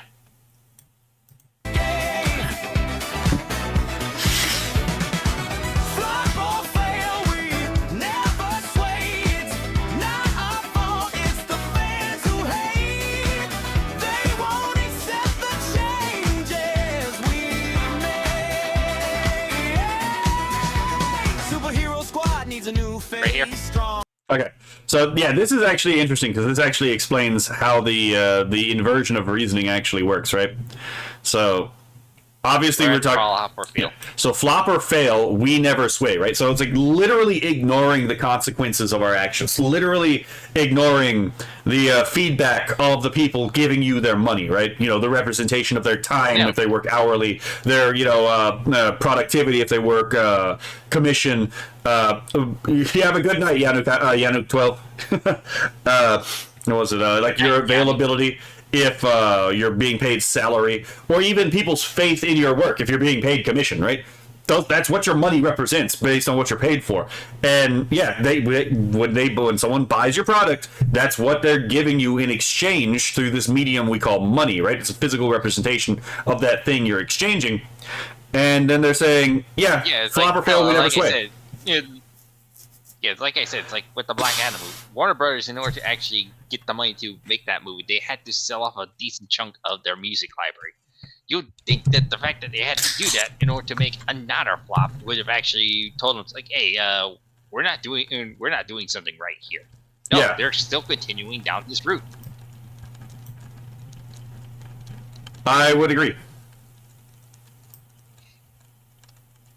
Okay, hopefully that actually... Okay, I turned you down just a little bit because I just noticed that it seems like you're peaking on the desktop audio. That's in OBS. That's not in the actual chat. So I wouldn't have been able to hear that because it's just how it's being recorded. Okay, yeah, it says you're in a safe range now. So hopefully that doesn't fuck me, right? Oh, wait. Now that went into red. Well, we'll figure it out later, right? Let's see. It's not our Professional fault. streamer, everyone. It's not our fault. It's the fans who hate. Is again, it's the inversion of responsibility. Because traditionally speaking, when you're providing a product, obviously it's because what were you saying? Like whether you succeed or not is your fault, right? Did you advertise it enough? Well, no. Well, that's your fault, right? Did you make it to the quality that people actually like? No. Well, that's your fault. You should have made it better, right? Here we see it's the inversion of that. It's not our fault. It's actually the fault of the customer. Yeah, no, I understand everything sounds fine on y'all's end. It's just how it's being recorded on the actual video, which I think is going to sound differently than it's going to. Yeah, long story short, it's all really nonsensical, right? Very curious now on how this thing's going to turn out when I rewatch seeing what your audio made me sound like. Right. We shall see. It seems. Okay. Okay. Let us continue. It's not our fault, it's the fans who hate. So it's the inversion of responsibility. They won't accept the changes we make. Again, and this is what they say. This is why it's the audience's fault. They won't accept the changes we make. It's not our job to serve the customers. It's the customer's job to buy what we're selling. You notice it's the inversion of the way most people think? Yeah, it's the way of how they've been for like the past almost 13 years. Well, a little bit over 13 years actually. Like whenever they bring out something that basically no one likes, no one buys, they had to basically scrap the rest of the sequels or continuations of the thing because no one does. What did they do? They don't take responsibility. They've always just kept on blaming the audience. Like, this movie and the Marvels failed because men did not go to see it. Oh, the Supergirl is failing because men don't go to see it. It's always the men that they're blaming, never the women that don't go. Yeah, it's not like Supergirl didn't have a huge male fan base in the comics, right? Kenok says, to be honest, I'm surprised you're not peaking, Cosmic. Your mic has been spicy lately. If y'all notice an odd issue with my audio, y'all are free to tell me, like, because I can't hear this on my end, right? So, like, yeah, if y'all need to tell me to turn something up or like possibly like turn something down or fiddle with my audio, y'all can tell me, because I otherwise I'm not gonna know. Troll him about his audio quality. Right? Let's see. Philip says everything sounds fine. That's fair, right? But thank you for letting me know. I'll look into seeing why that's the case, because I don't know off the top of my head. Okay, so I knew it was probably something people that are just being an idiot about. Possibly. Let's see. They won't accept the change we make. So here is where we're at, right? Yeah. The hero squad needs a new face. Strong, sassy, set the pace. Romance, forget the boy. Now she's kissing. We just talked about that. Hijack the franchise, making new. All those old badass girls were fake. Just figments in your mind, it's true.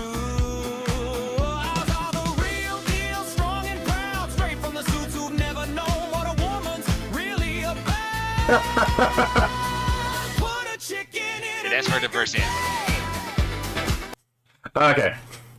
There were some deep digs in there. Holy shit. Okay, so Superhero Squad needs a new face. Again, this is the thing we were talking about, right? Where it's like your symbols must be destroyed to make way for new symbols, right? That's why I'm not a big fan of the sun that they gave Superman, right? It's because it's like, okay, yeah, I see what you're doing. It's a subversion of the legacy of Superman that y'all are trying to enact. Let's see, yeah. Philip says, since Charlie's Angels reboot movies are aimed at men. Yeah, I mean, that's fair. Yeah, the Superhero Squad needs a new face. Like, it doesn't even have to necessarily be put it. Huh? Yeah, it's like that's why it's like they always keep trying to push in, like even if we have characters like say Superman, who's usually the head of like the Justice League, or Captain America, who's head, like no, they're trying to push all these other type of B or C list characters into the forefront. Yeah. Let's see. Like, no one would mind if there was like an Amethyst Princess of Gemworld movie. It's just like we all know who would write that movie. Strong, sassy, set the pace. Again, we're talking about like what they believe needs to be the case, right? The woman needs to set the pace. The woman needs to be sassy. The woman needs to be a strong, independent woman, right? When in Who fact, needs no man? when in fact it's like what their vision of like a strong woman is totally at odds with even the most feminist like superhero in Foundation, right? Like Wonder Woman was written by a feminist, and she doesn't come off as like, well, even in her early depictions, she's not a fucking cunt, to be perfectly honest, right? That's still femininity in even like the early like BDSM heavily inflected, you know, Golden Age Wonder Woman comics. So it's like, what the fuck are we talking about here? Let's see. Romance, forget the boy, obviously, right? Put a chick in it and make her gay, right? There is no romance here. Now she's kissing the girl in ploy. Yeah, again, as we're talking about, again, literally put a chick in it and make her gay, right? Like, oh yeah, that normal form of love, you know, boy meets girl. Oh no, that's bougie. That's, you know, that's too heteronormative. We got to go to, you know, be a little bit more proletarian and queer, right? Again, got to kiss the girl. No one would care if first of all, it didn't flood the fucking market with this shit, and two, if they could actually write it, right? Again, like Yuri is still powerful. Yuri is still popular because it turns out Yuri authors can sometimes actually write, right? Like Yuri Kuma Arashi is still one of my favorite romances, even though it's Yuri, because it's like it's actually just genuinely well written. Let's see, hijack the franchise. Huh? I'm surprised you're skipping over the fact that I use ploy. No, I saw ploy. You want to expand on that? No, I doubt that you honestly was his face. You usually like to expand on like choices of words like that. Well, I mean, a ploy. This is just like relating to the fact that like this is a plotted, like that this was a plot, right? That this was entirely intentional. That they're doing this for a particular ideological purpose. Hence the word ploy, right? I kind of figured it was like, yeah. I kind of figured it was one of those things where it's like it was so obvious that it would insult the intelligence of the people I'm talking to if I pointed it out, kind of deal, right? This coming from the person who can turn a 3-minute song into 2 hours. Hold on, we haven't gotten not nearly gay enough yet. We must go further, right? We're gonna hit levels of gay that shouldn't be physically possible in this analysis. I'm kidding, right? Hijack the franchise. It's going 8.7 on the Richter scale. Right? Hijack the franchise, make it new. Like again, outsiders come in, they take it over, and then they turn it into something no one wanted in the first place. All those old badass girls were fake. Again, it's like Wonder Woman's not really the thing that they want. They want to change Wonder Woman into their own image, right? They want to change Supergirl into their own image. All of those depictions of a badass woman are all fake. The only our version of girl boss who's like gonna end up being a cat woman in her 50s, you know, lonely and just like obsessed with her career. That's a true symbol of feminism, right? Evil stuff. Not only that, but there's like we can point out basically all these old type of movies, games, comics, etc., etc. that had a strong woman, and yet they didn't exist. Yeah, actual strong, beloved women, and they're basically like, again, they always try to find a way to discredit all those movies. It's like you point them out, and they're like, oh, those things don't follow our criteria. Yeah, I mean, like Aliens. Yes. Like that's like the first one that comes to mind every fucking time, right? Or Terminator. And the funny part is, every now and again, you see one of these people actually going back and actually giving these movies a shot and be like, okay, let's see what type of sexist thing these films have these women do that make them so enjoyable. And they're like, and then you'll see like an article that then later on their buddies basically discredit, talking about like, oh, these old films, movies, games, etc. with these strong women, they were actually good. They actually treated the women quite well, and then basically they get blasted, and they're blasted. My avatar is seizing out apparently, but yeah, but they can't. Again, the reason why they end up getting blasted for that is because if you acknowledge that there were good things in the past, then maybe total revolution isn't actually a thing. That's why they have to demonize the products of the past. Let's see. Philip says the new Wonder Woman is a guy. Right. But to be fair, Wonder Man is a character. Let's see. Pretty sure none of them know about it. None of the feminists know about Wonder Man. Let's see. Just figments in your mind. It's true. It's like Yeah, obviously it's like hold on, let me look at the thing. Yeah, all those badass girls were fake, just figments in your mind. Is true. Again, this is the gaslighting of like trying to make you believe that the things you directly remember from personal experience or through interacting with older media just that's in your head. You're lying or you're crazy, right? It's literally just gaslighting. It's gypsy magistry, mind games. It must be the work of gypsies. It must be true, right? Ours are the real deal, strong and proud. Again, it's like your strong women are actually not good representations of women. Our strong women are peak representation, right? Your strong women are controlled by the patriarchy. Our strong women reflect post-patriarchal womanhood, right? Must be true, right?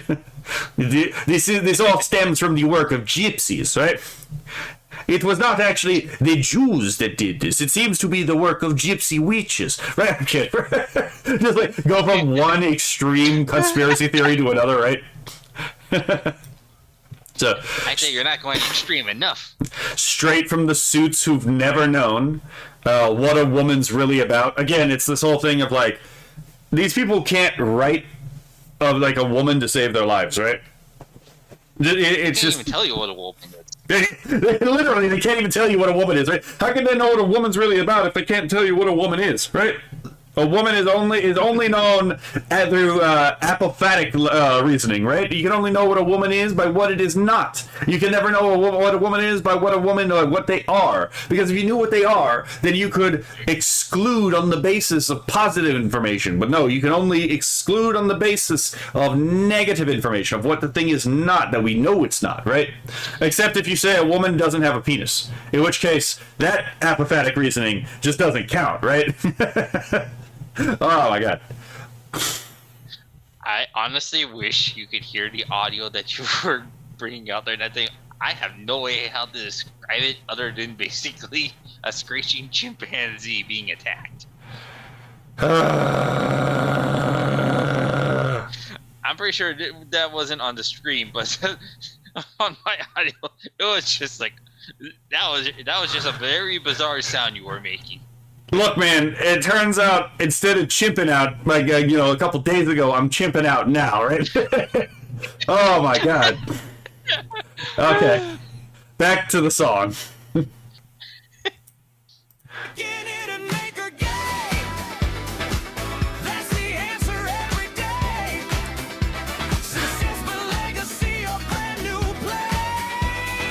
Put a chick in it and make her gay.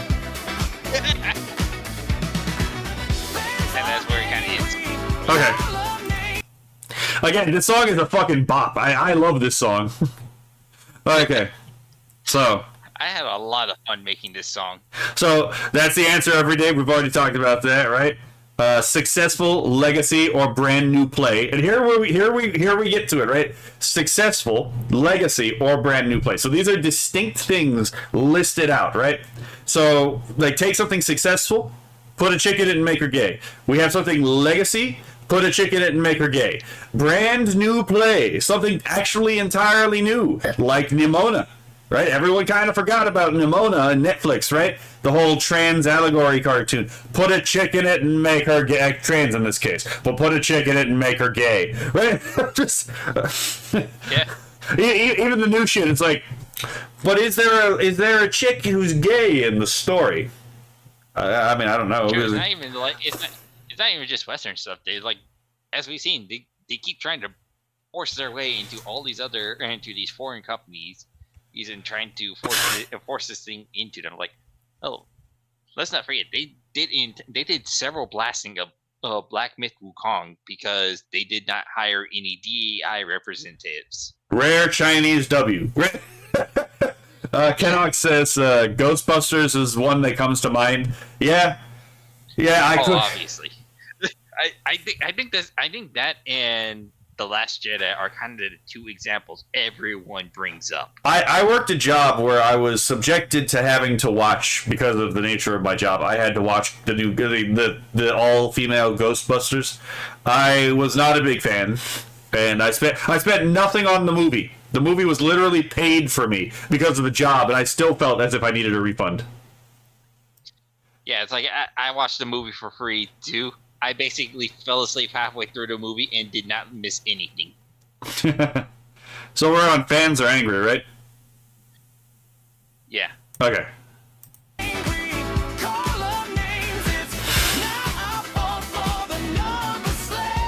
Ooh, that's a nice line.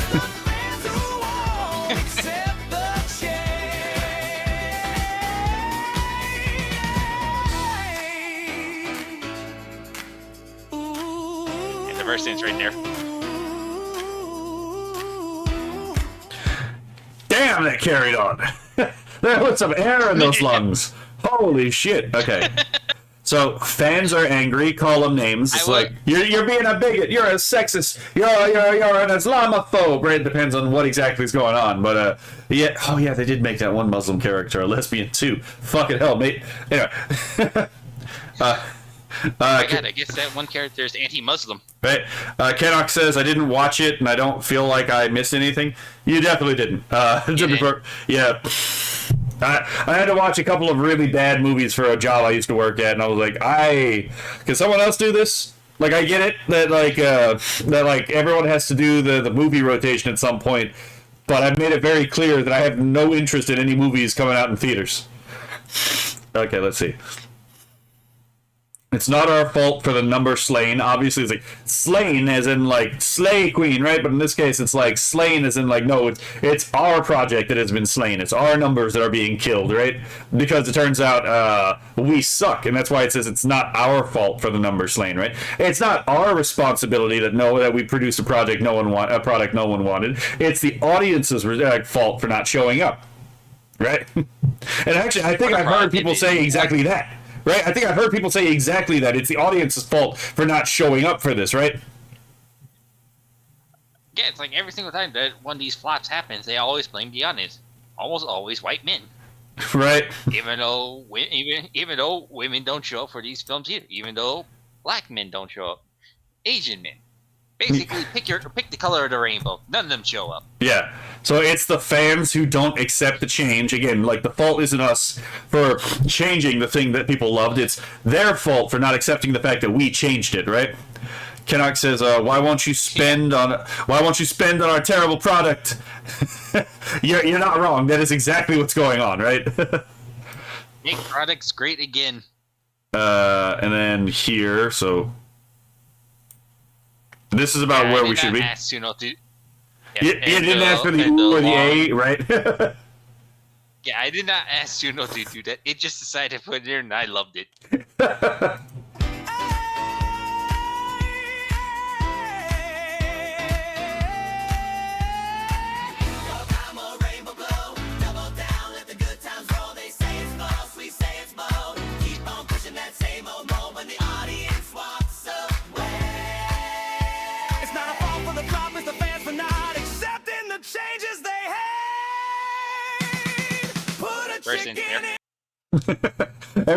Just assume anytime you hear "put a chicken here" in it and make her gay, just assume that's the end of the section, right? Okay. Yes. So more girl power, more rainbow glow, right? Again, we got to make it more feminist. We got to make this a queer icon, right? Chipping out still, right?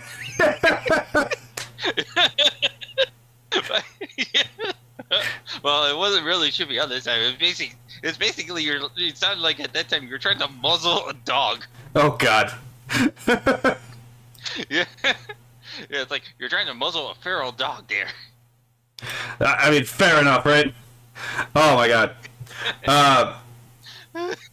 Let's see. But yeah, more girl power, more rainbow glow. So we're literally just doing id pull right here, identity politics. Let's see. Double down, let the good times roll. Again, it's like you gotta double down. It may seem hard now, but trust me, friends. If any of y'all can be called friends, right? in the fucking shareholder meeting, right? But trust me, friends. They may be hard now, but the good times will come. Truly, we shall have. Huh? It's like, it may be hard times right now, but I promise you, in the next billion years, we'll perform our first profit. Right? It's like, it's not about the now, it's about the future, which, by the way, is why this is unironically why they're okay with spending ridiculous amounts of money for these demoralization products. It really is a lot of these people aren't focused on the now, they are focused on the ultimate project that they're trying to bring to fruition. So they don't really care how many projects they have to ruin or how much money they have to burn. How many people's lives they have to destroy. Yep. They say it's forced. We say it's bold, right? Obviously, because it's like, they think that they're doing the right thing, right? They think that they're doing something brave and courageous. You know, standing up for the right side of history.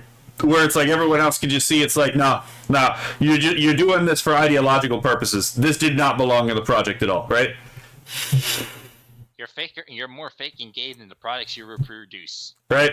Keep on pushing that same old mold. Again, mold being like, literally at this point, you're talking about like the formal and structural element of this, right? Because it's always the same basic fucking template. As much of these people are like, they want to pretend like they're post-structural, they don't really do semiotic theory, right? It's always the same fucking forms and the same fucking structures that end up being used in these projects, isn't it? Yeah, but it's also, as in basically oldie. Yeah. Yeah, it's like, so it's kind of a double meaning. It's the mold, basically, you know, as you said, the same old form we have seen for like the past. Yeah, I'm just going to say 15 years because it's roughly around that and that long. Yeah. We've been seeing this, so it's like roughly 15 years we've been seeing this exact same old mold, and at this point, it's never actually produced any type of success outside of Ben and Jerry's. So it's basically like an old moldy type of, it's like stinky, you know. Real life fake wizard has a great video explaining why they keep making these subversive videos. I'll have to check it out. But yeah, there is actually a reason why they do this, right? And people are like, well, they'll run out of money eventually. No, they will not, because they get backing from people. So it's not just one person's money. If one person goes down, there's still a bunch of other people willing to do the work.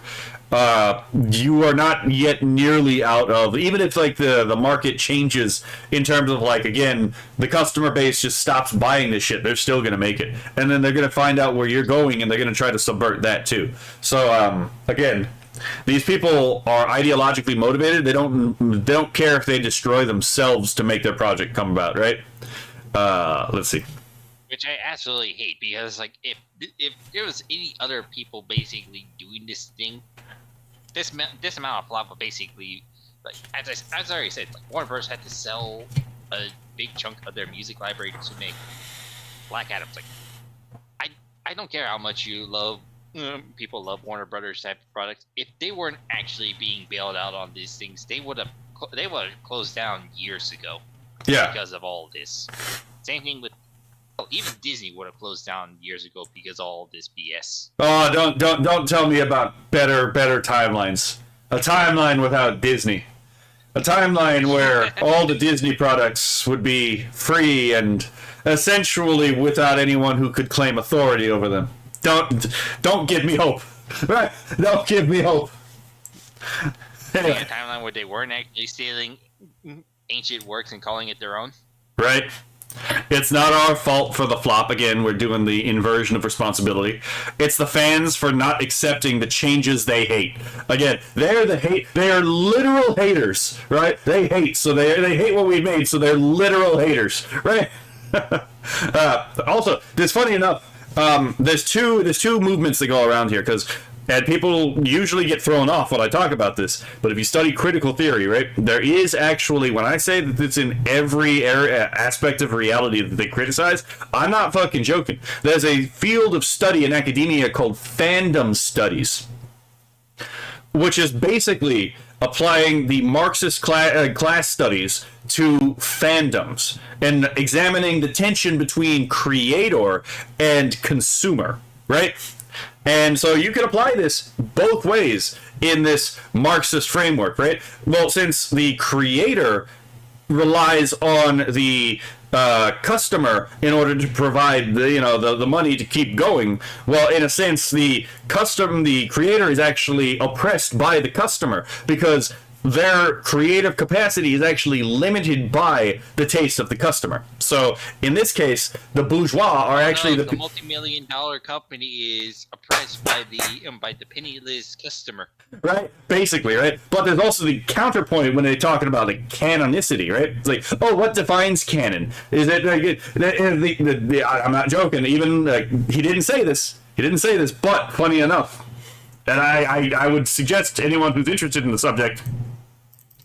Let's see. Breakfast. If you want a quick introduction to this subject matter, fandoms are religions by Religion for Breakfast, and he actually mentions the canonicity issue in here. That is actually a discussion topic in fandom studies, which is, all right, who actually has the authority to define what is canon? Is it the consumers? Is it the fucking creator? Is it a subset of consumers, right? Is it the people who buy the intellectual property, right?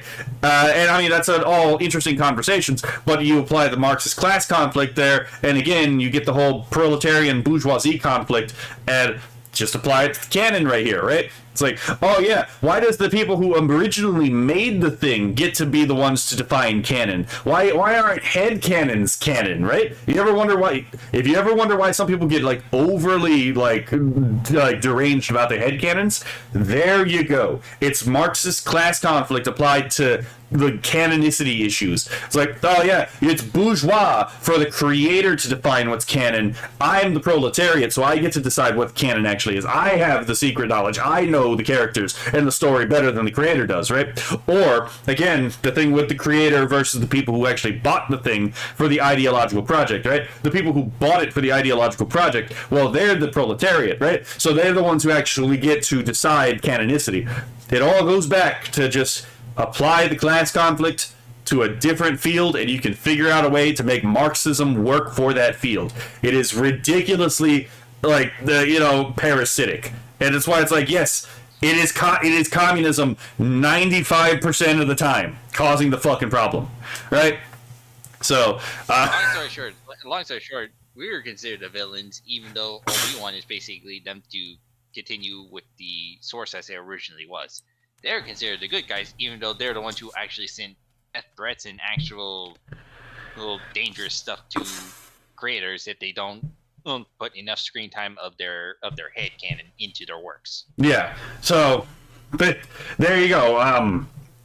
Even the relationship between fan and content can be subject to Marxist class conflict analysis.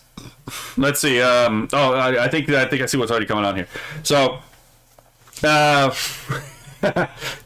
hold on. Kennock says, guessing that's how we got boy bands and idol groups. Well, I mean, idol, what it is also used to mean a certain different thing in classical contexts, right? Kennock says, when they tell the creator the orientation of the characters, and even the creator themselves, ran that one mangaka off of Twitter. Yeah, with like Gachikukta or whatever it's called. I haven't seen that or read the manga yet. But yeah, I know what you're talking about, right? But it's because, again, they believe their speculative idea is better than reality. So it takes primacy. It's the primacy of consciousness before the primacy of reality that these people operate under, even if they don't want to admit it. They have the secret knowledge. So if the creator of the manga doesn't conform to what they believe, then they're actually insulting not just the fan, but they're insulting the work that is beloved by the fan. That's how these people actually think, right? All I know is that I'm not sure. All I know is I'm not sure if these people need a beating or been beaten too much. All I know is they have not gotten the right amount of beating. Cannot confirms that yes, this is the one that was the one that he was thinking of. He wasn't. She was not the first. Although to be fair, I saw what she looked like in that picture. My God, man, very much a cutie. probably a little deranged, but oh my god. Absolute cutie. But anyway. Hey, put a chick in it and make her gay. Oh, I agree. That's the answer, come what may. Movie, show, comic, or gay. Put a chick in it and make her gay. That's basically where that part ended. Huh? Okay. I'm not sure if there's anything new here that we discussed about. Well, it looks like there's a little bit, yeah. So, like, obviously, that's the answer, come what may. Again, this is literally what I was talking about. That's the answer. We already know what the solution is. If reality doesn't agree, reality is wrong, right? So that's the answer, come what may, right? I reject reality and substitute my own. Literally, right? Movie, show, comic, or game. Again, the subverted battle lines. Put a chick in it and make her gay. Yeah. Blame. That was a great line. And then we're right here. And then we're here. Blame the audience, never us. Will just add more. Raise the fuss. It's not our fault for the flop. It's the fans for not accepting the changes they have.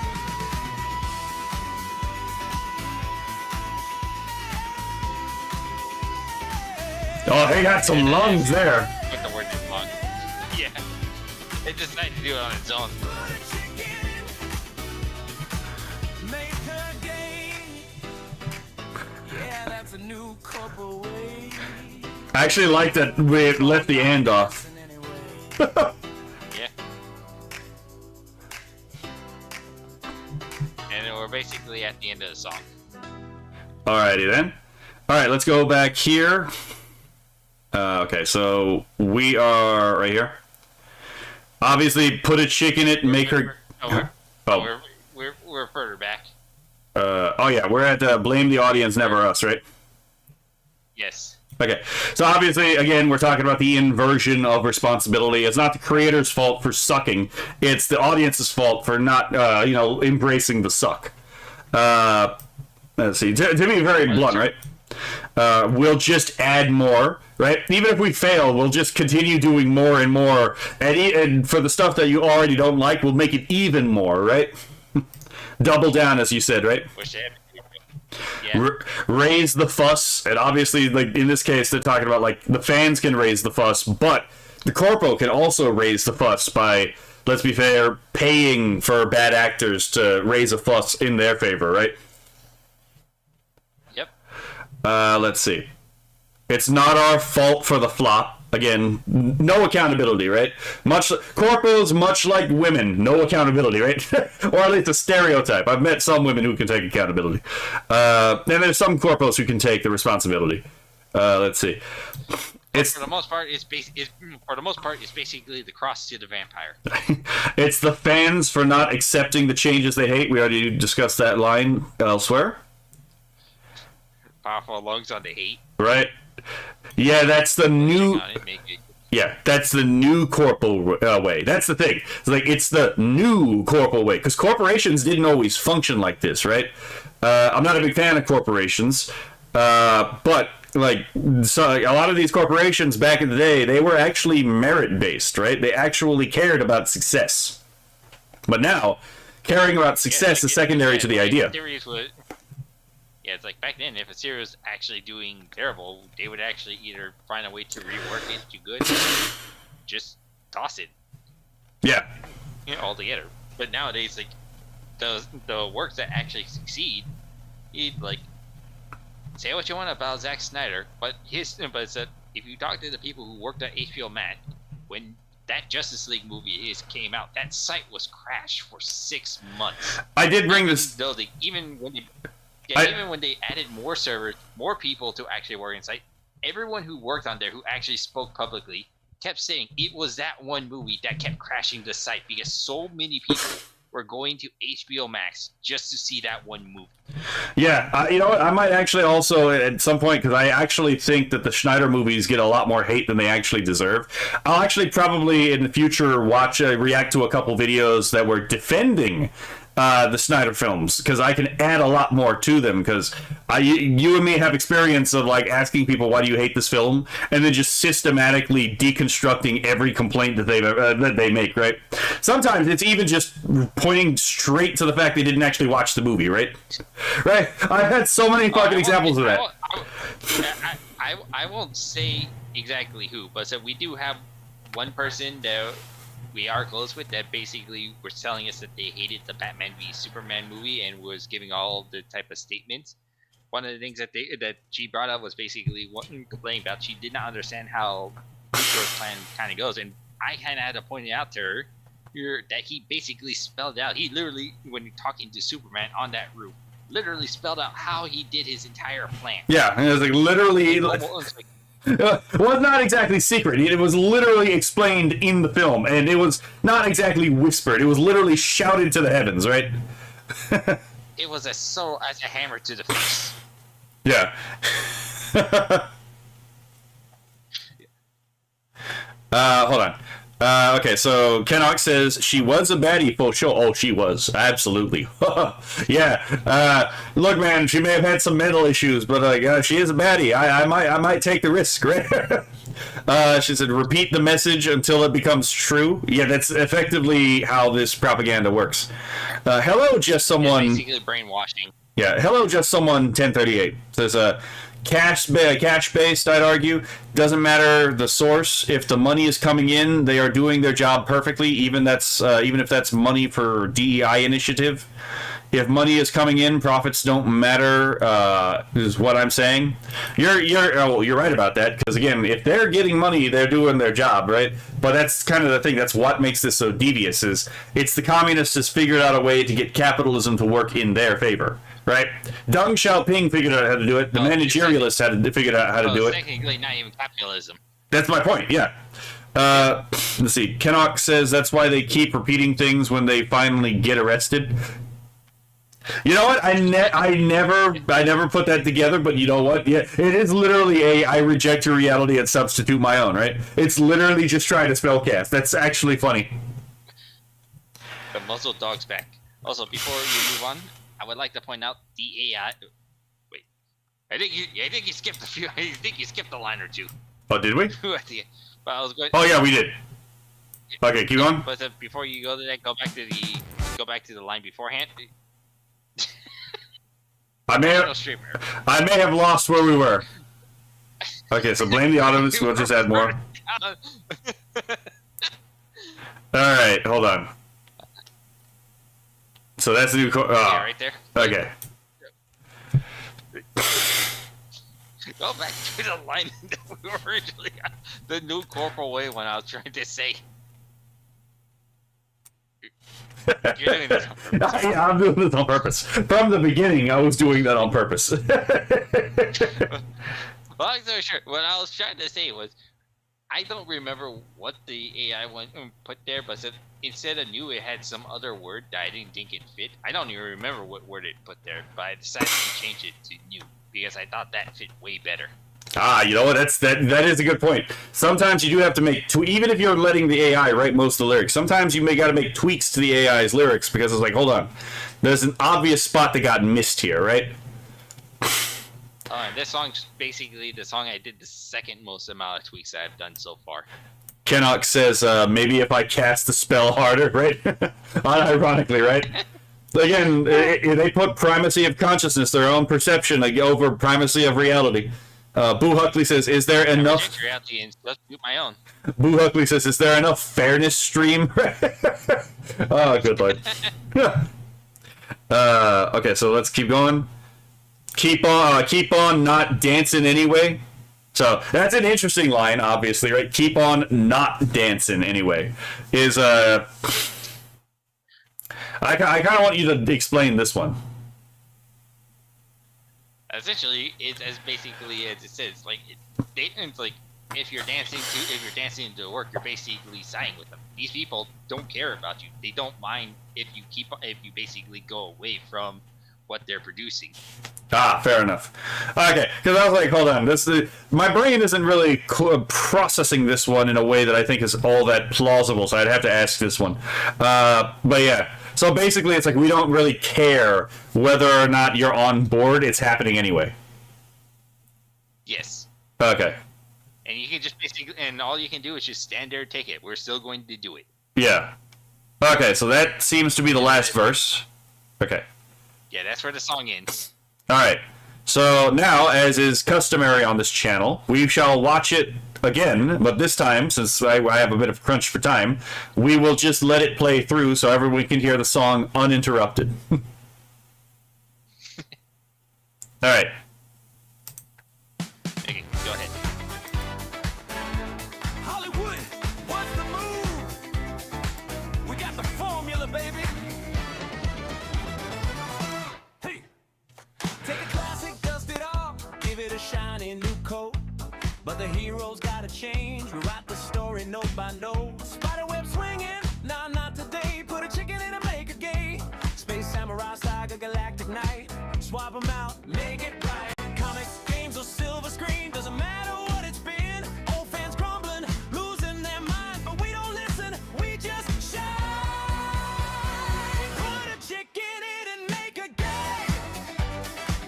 That's the answer every day. Movie show, legacy game. Put a chick in it and make a game. Flop or fail, we never sway. It's not our fault, it's the fans who hate. They won't accept the changes we made.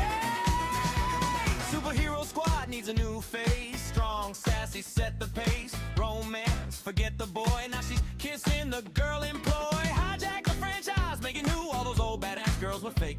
Just figments in your mind, it's true. Ours are the real deal, strong and proud. Straight from the suits who've never known what a woman's really about. Put a chick in it and make her gay. That's the answer every day. Successful legacy or brand new play. Put a chick in it and make her gay. Fans are angry, call them names. It's not our fault for the number slain. It's the fans who won't accept the change.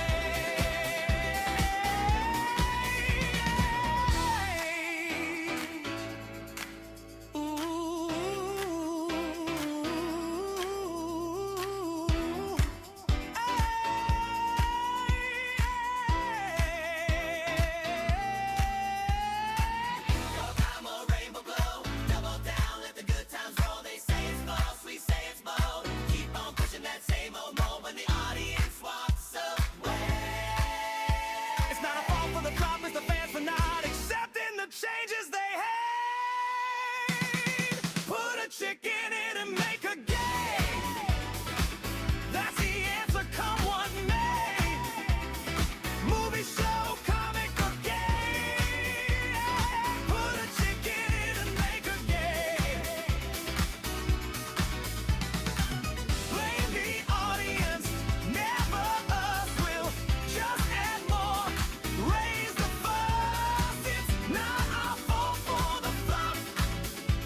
It's the fans for not accepting the changes they have.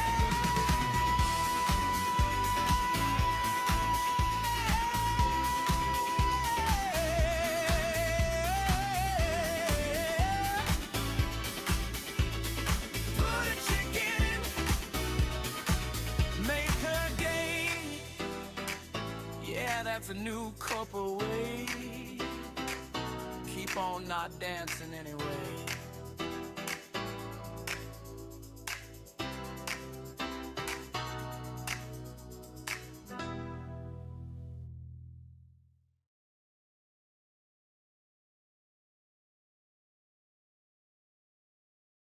And that's the song.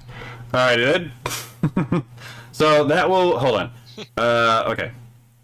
Okay, so I've gotten that squared away already. So yeah, I hope y'all enjoyed Doctor of Insanity's new song. Put a chick in it and make her gay, right? Hopefully you finally fixed the audio issue that you've been having with me every single stream. Right? I genuinely have no idea what it is. I'll try to see if I can find a way to fix it. But yeah. Long story short, I quite enjoyed this. I've quite enjoyed basically all the songs you've made so far. Let's see. Just Someone said, "This is driving me crazy. The instrumental is familiar, and the rhythm for the singing sounds like a different song. The mental dissonance is real." I mean, fair, right? Doctor Girlfriend of Insanity. Oh God, the Venture Brothers stuff is coming back. Right? All right. So that will be the end of this episode. I will see y'all in the next episode. And you got anything else to? Is that it? Well, I haven't actually advertised the next song that is coming up yet. So, it's like for the time being, right now, that's basically it. Okay. Well then, y'all have fun, and we're out. Take care. Okay, so that recording is done, and I am running a little late for something. Not disastrously late, but just a little late for something. So I am going to raid, and I am going to put the link in the chat for anyone not on Twitch, right? Actually, hold on. I think this person also streams on YouTube and Kick. So let me get this. So hold on. That would be the Ember Paradox. Hold on. I'm pretty sure they stream on all three. Because I've rated Jayla, I've rated, I've rated, like, Lifu Lifu. He's a Redditor. Get him. I've rated, right? Okay, so she doesn't stream on YouTube. That's interesting. I actually didn't see that coming. So let's try Kick, because I do know she has a channel on Kick. Okay. Can we make him louder next time? Okay. I will try to figure out what's going on, because I turned him up to the point where my desktop audio says he's peaking. Apparently that might not be the case. I hate computers, it seems, right? A cosmic raider. Right? Get him, boys. You know what? Fair enough. Okay, I don't know why that was the case. Alright, so I'm putting the Kick link. I missed the opening because I was watching Ember. That's entirely fair, right? You missed the opening because you're watching Ember, and now you're going back to Ember. From whence we came, we shall return, right? From dust a man is born, into dust he shall decay. Okay, so for anyone who wants to watch her on Kick, because she doesn't seem to be streaming on YouTube, I'm putting the Kick link in the chat, and I am going to start the raid on Twitch. Start raid, gonna give a couple seconds before that does anything. A cosmic F word, right? Oh my god. She stopped streaming on YouTube, but she had issues with YouTube moderation, if I recall correctly. I have a sneaking suspicion I might end up having some issues with YouTube moderation at some point, just because I talk about some politically sensitive topics, and I'm just not large enough for YouTube to notice yet, right?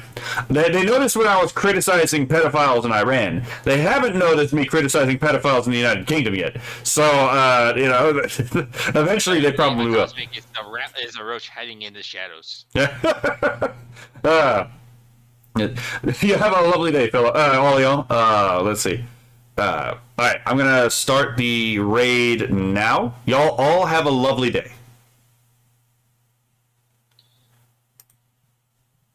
Take care.